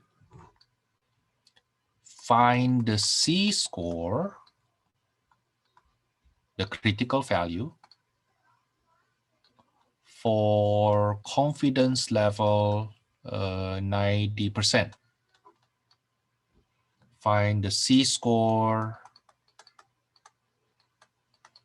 for the critical value for confidence level, let's say 88%. Now, each one of them should take you approximately 3 minutes. Let me give you 10 minutes. So that will be my break. If you can finish it earlier, then take your break. We come back at 6:11.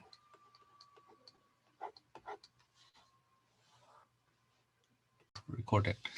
Okay, this is for critical value for 90%.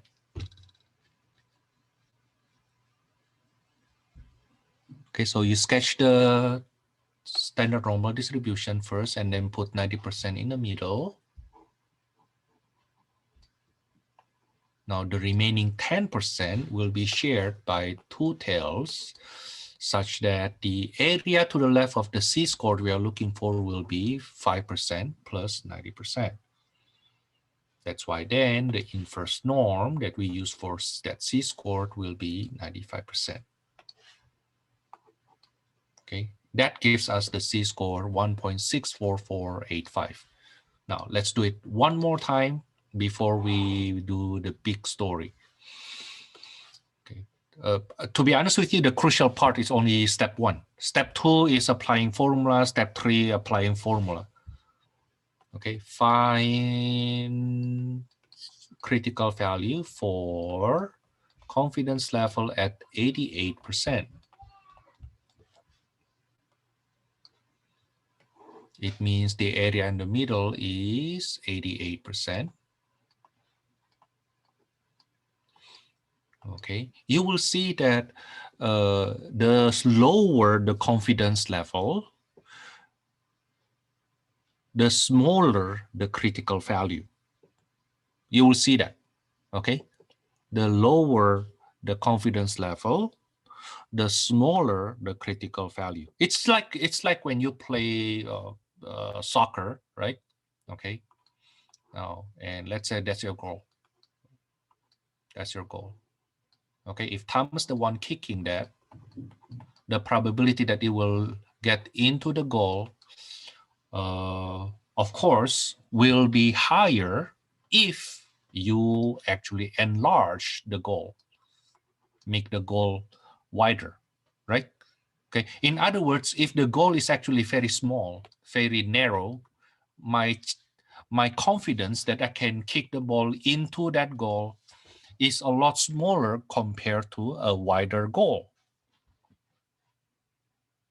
Does it make sense? Okay.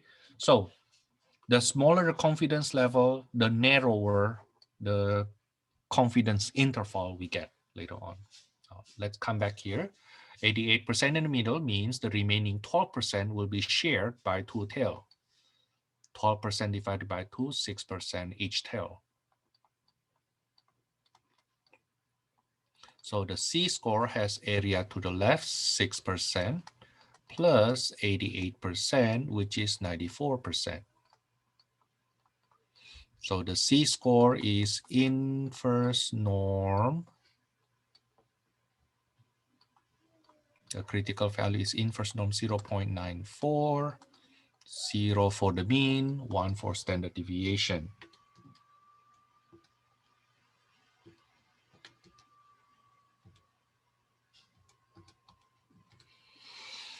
I get the critical value is 1.55477.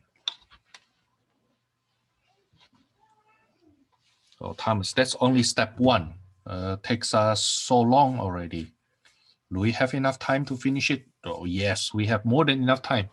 I just need another 20 minutes, 30 minutes to finish this section, which is not in our textbook. Okay, but please, please, please, please, please, please review this before Monday. Okay, because on Monday, we will cover 3 sections based on the assumption you already get this part. Okay, now let's start working on some problem. Okay, for example,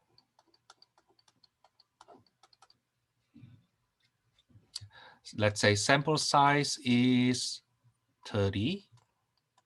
The sample mean is, let's say, 60 inches. With population standard deviation is known to be 2.5. Let's say we want to find confidence interval. We want to construct 95% confidence interval for mu, which is the population average of the height of all West LA College students. Okay, the average height of all West LA College students. Now, we sampled 30 students, and we found out that the mean of this sample mean is 60 inches. Okay, but we know the standard deviation of the heights is 2.5 inches. Now, then can we construct confidence interval for this population mean of the height of all West LA College students? Step 1, best point estimate. The best point estimate is X bar.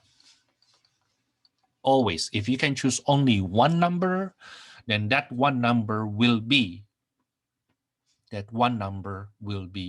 your sample mean. By the way, this is based on the procedure here. This procedure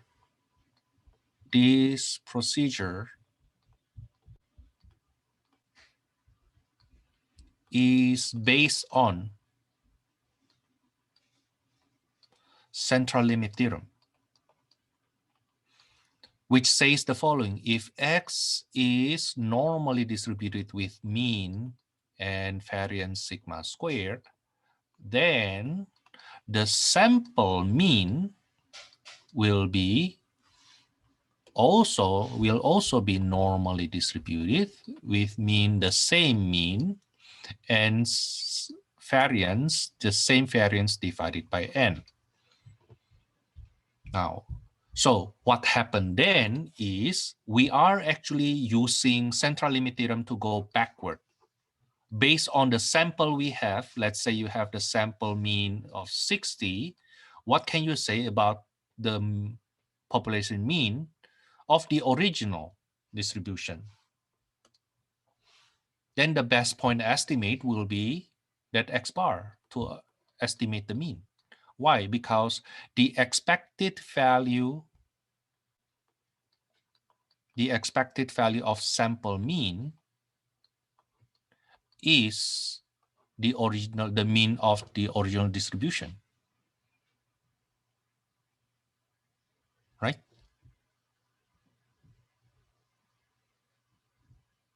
That's the reason behind that becomes our best point estimate. Okay, and because it is normally distributed, that's why we use standard normal distribution. Okay, so the critical value Z is equal to, let me use C subscript C. The confidence level is 95% such that the area in the middle is 95%. The area of each tail is 2.5%. Okay, so the critical value will be inverse norm 0.975, 0.1. That's the area to the left of that critical value, which consists of the 95%, the confidence level, plus one of the tail.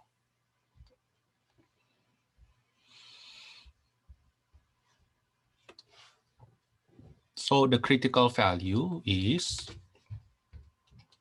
yeah, if you can memorize this number, that will be great. That's 1.95996.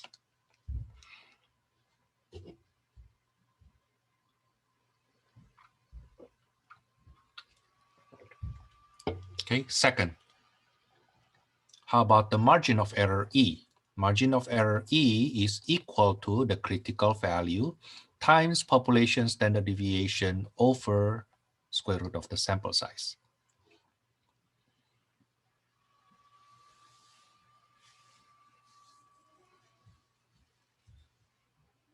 Okay, how far will the actual population mean deviate from the sample mean?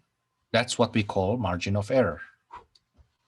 Okay, that's the difference between the population mean from the sample mean, which I can write x bar minus mu,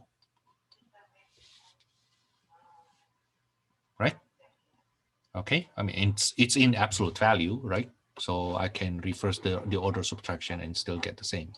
And that is equal to, margin of error is equal to the critical value you get in part A, part 1, times the population standard deviation over square root of the sample size. 1.95996 times 2.5 divided by square root of 30. That is 0.89460.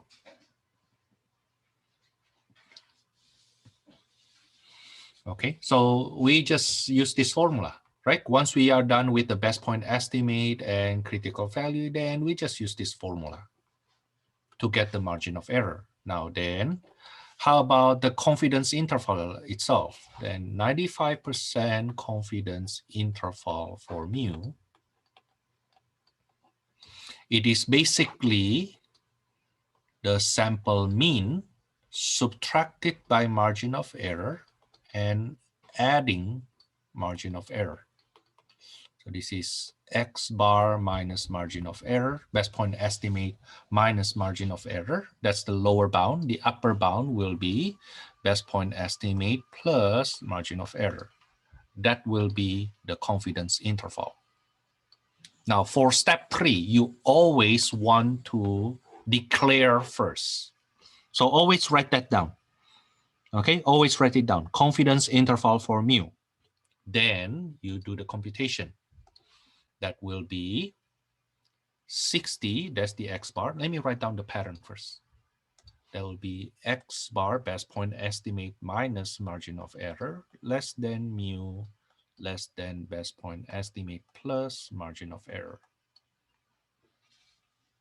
That's the pattern.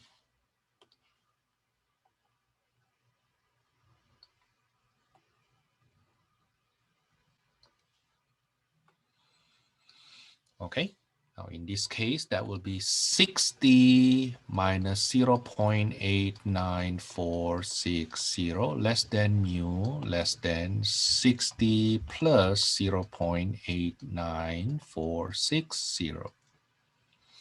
That will be 59.10540 less than mu less than 60.89460.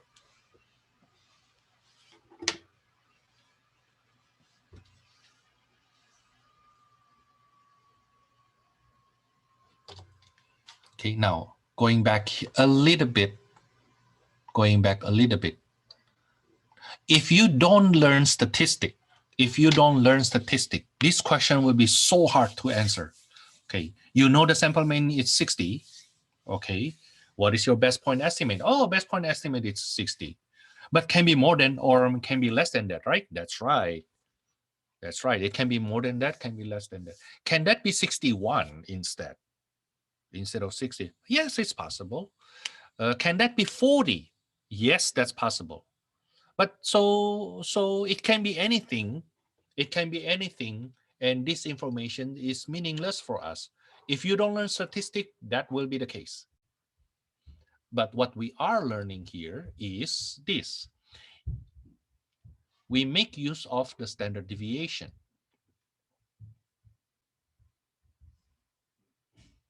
Okay, and we know something that the probability for you to go further from the mean will be going down tremendously the further you are from the mean. So it is not that the probability for you to be one standard deviation away from the mean is the same to the probability for you to be two standard deviation away from the mean. No.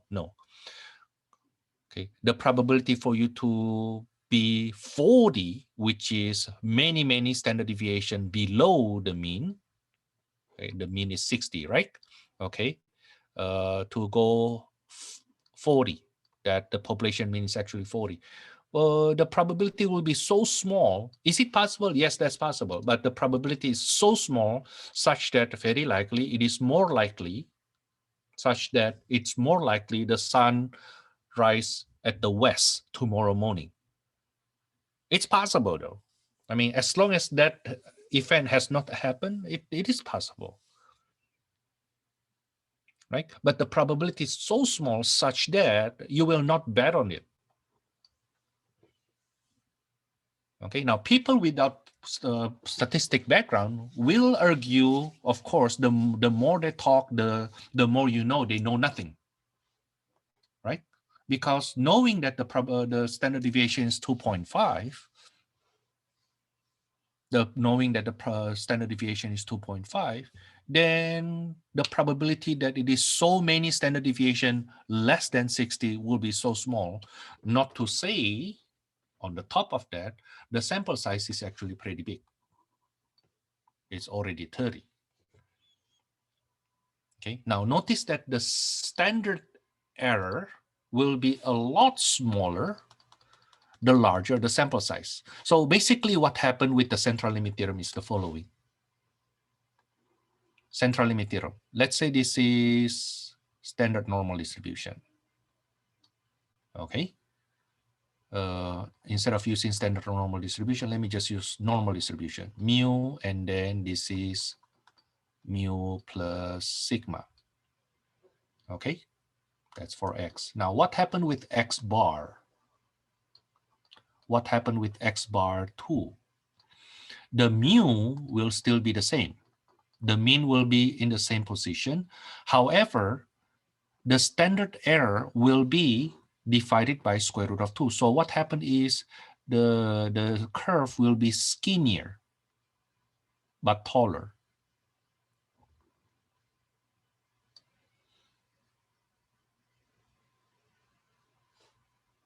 You see, the mean is still the same, okay, but the standard error will be closer to the actual mean, the original mean. This is the mean plus sigma over square root of n. Now imagine if your n is very big.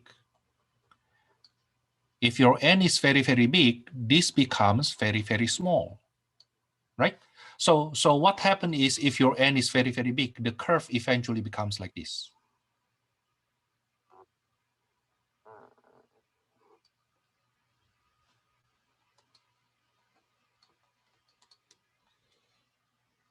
In other words, the larger your sample size, the more confident we are, the more likely that our sample mean gets a lot closer to the actual population mean.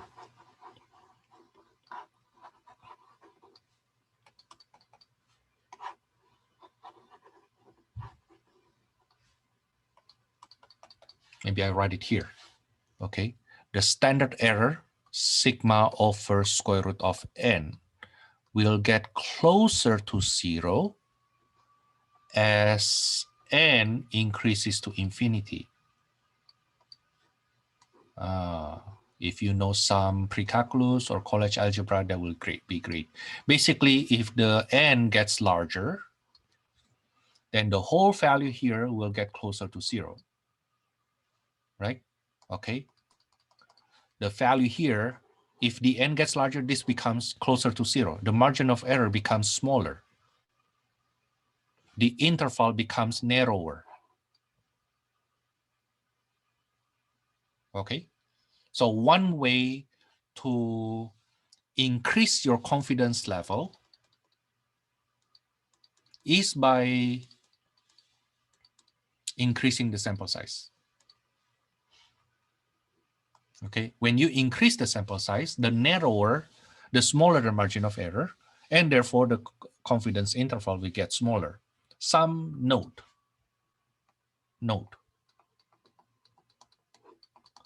While it is being used, it is used in outside of statistic. Outside of this course,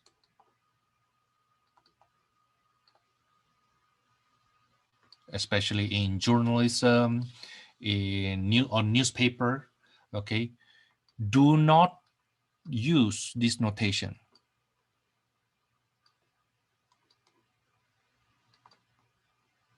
In other words, this notation is being used outside of this course. The confidence interval is given by x bar plus minus E.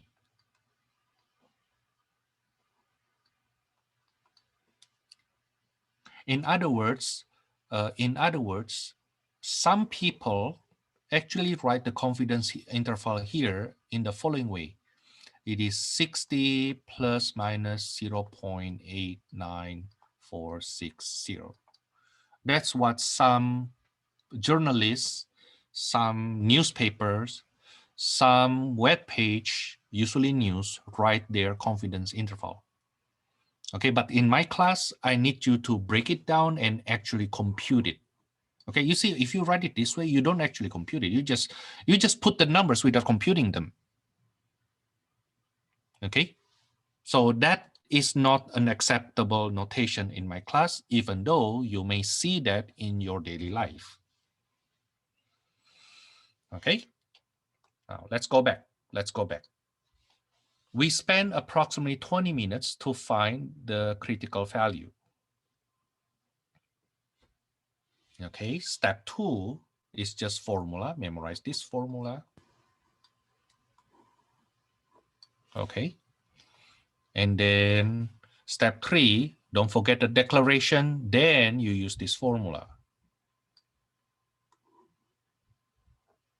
I will do one more example.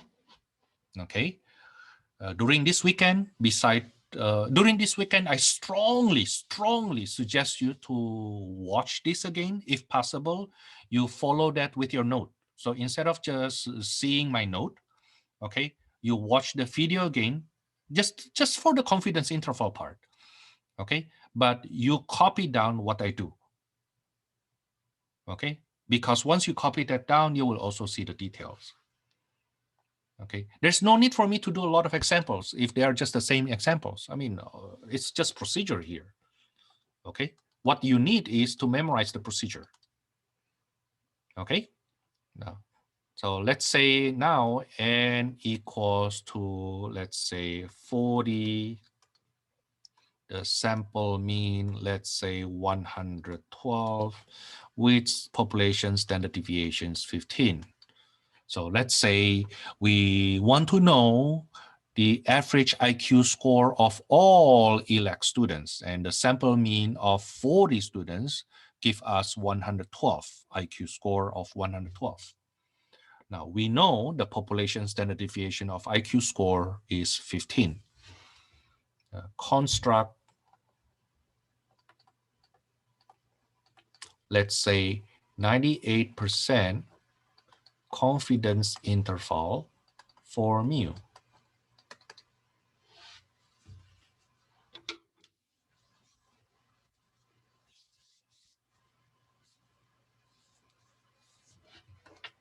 Do you want to do that first? First, I give you the template, okay? Best point estimate,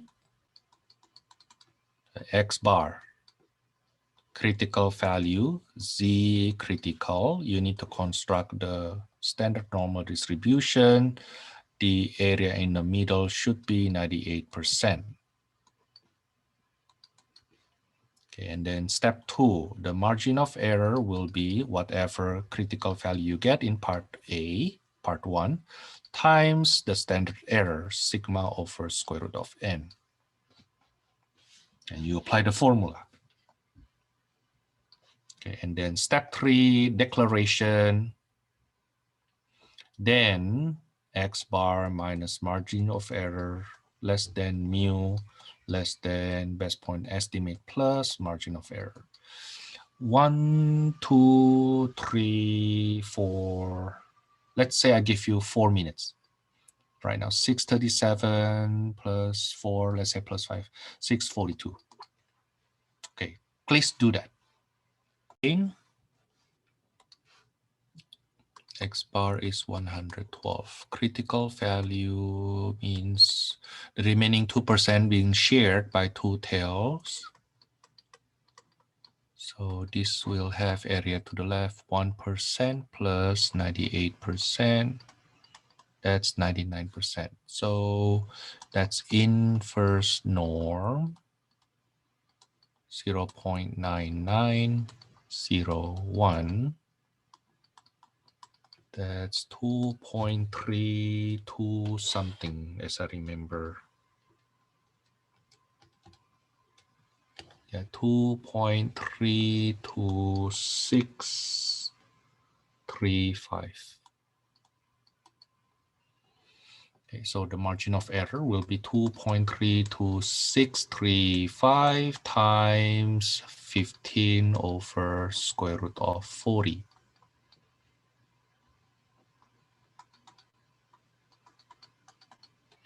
2.32635 times 15 over square root of 40 give me 5.51742. So don't forget the declaration. You need to write it down. 98% confidence interval for mu. You don't need to write the formula anymore. So if you don't write this one, I don't mind. But you have to write this one.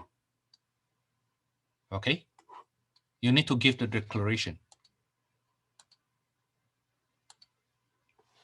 Then you can skip the formula, but of course you use the numbers, right? The number will be 112 minus 5.51742 less than mu less than 112 plus 5.51742. This will be 106.48258 less than mu less than 117.51742.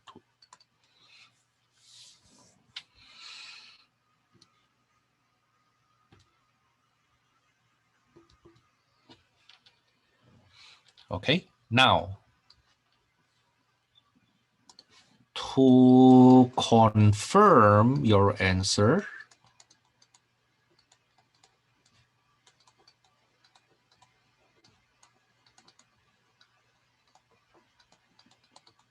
now not a substitute, not to replace what I taught you about,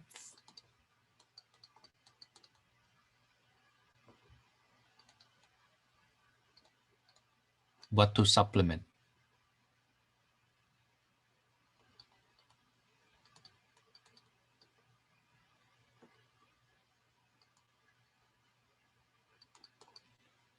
Okay, so if I ask you to show the work, to give me the confidence interval, you show me the way I showed you earlier. Okay, but then to confirm your answer, you can use calculator. Okay, to confirm your answer, you can use calculator, your TI-84. Okay, and this is what you will punch. Okay, this is what you will punch. You will go to list, I'm sorry, to stats. And then go to test. And then you go to Z interval.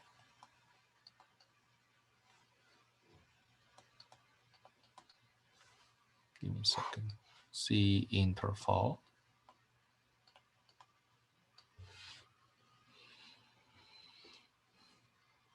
And then you input the data. Okay, you use, in this case, you will use stats.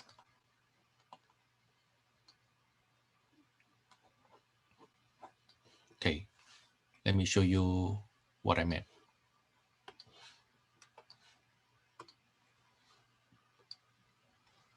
Okay, we'll use calculator to confirm our answer. Okay, for the last question,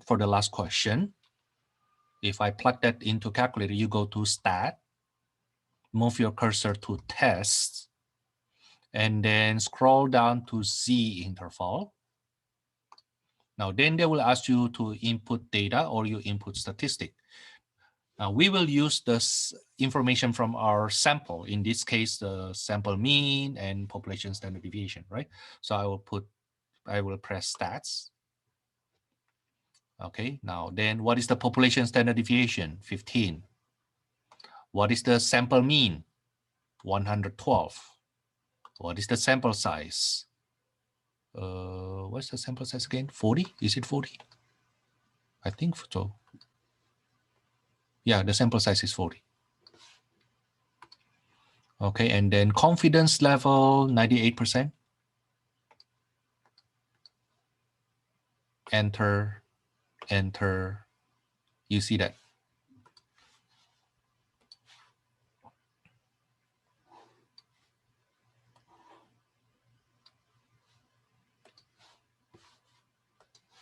Okay, let me put that screenshot here. That's for example 2.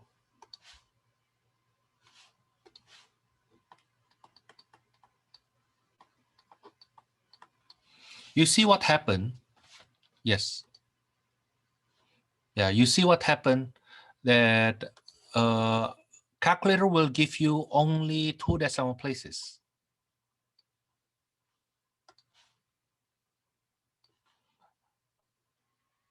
You see?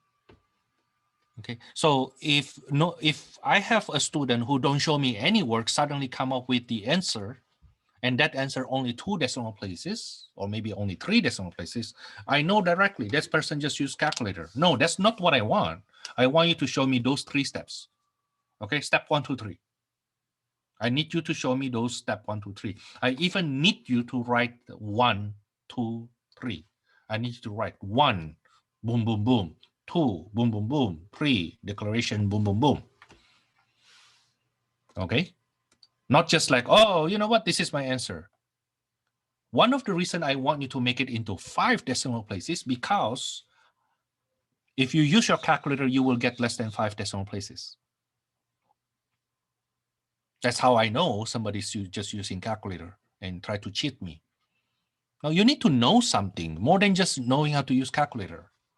Okay, but this is good to confirm your answer. Okay, this is good to confirm your answer. Now you can try using the same to your example one. Let's write down the information for example one.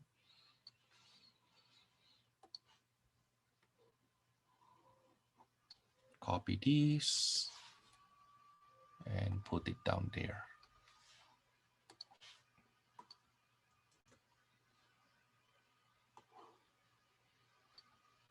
Huh? Why it looks like that? A bad one. Okay, so n equals to 30, x bar equals to 60, population standard deviation 2.5. We need 95% confidence interval for mu. Okay, can you try that using your calculator? So we already have the answer. Okay, we just want to confirm if our calculator gives us similar result. Okay, if calculator give us similar result, even though not as accurate as what we want. Can you try that? Let me give you 1 minute to do that.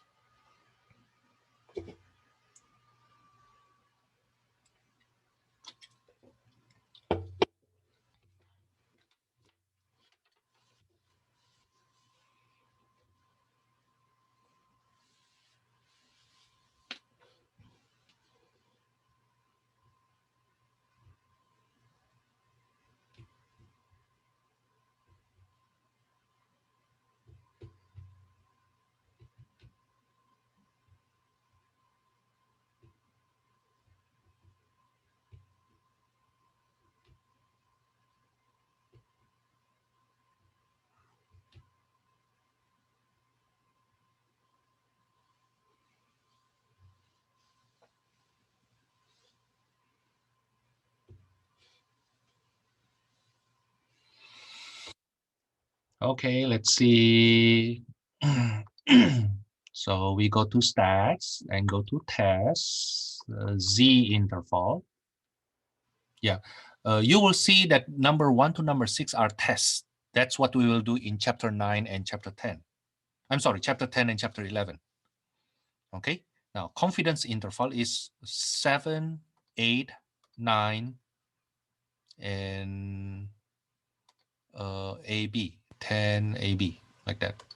Okay, that's for the interval, confidence interval. We will learn confidence interval again in chapter 10 or chapter 11. C interval. We will input the statistic. Population standard deviation is 2.5. Sample mean is 60. Sample size 30. Confidence level 0.95. That's our result.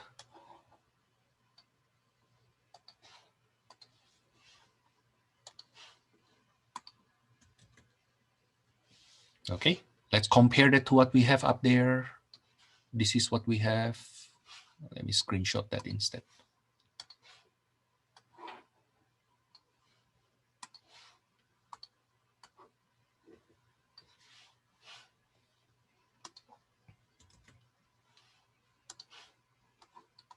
That's result. Our result is this. So it's accurate to 3 decimal places, right?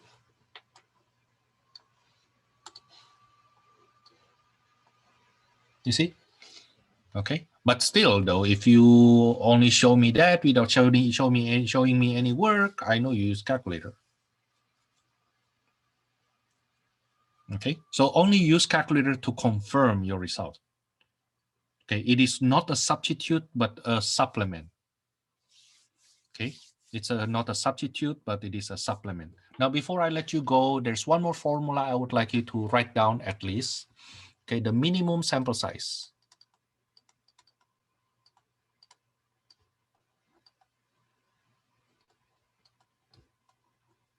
minimum sample size. We just write this down. We will use this formula when, I think on Wednesday next week, when we do some problems from my old test. Okay, minimum sample size n is the ceiling of critical value square times population variance over margin of error square. Okay, just write down this formula. We will use that sometime next week, very likely on Wednesday. Okay, that's for today. See you then on Monday.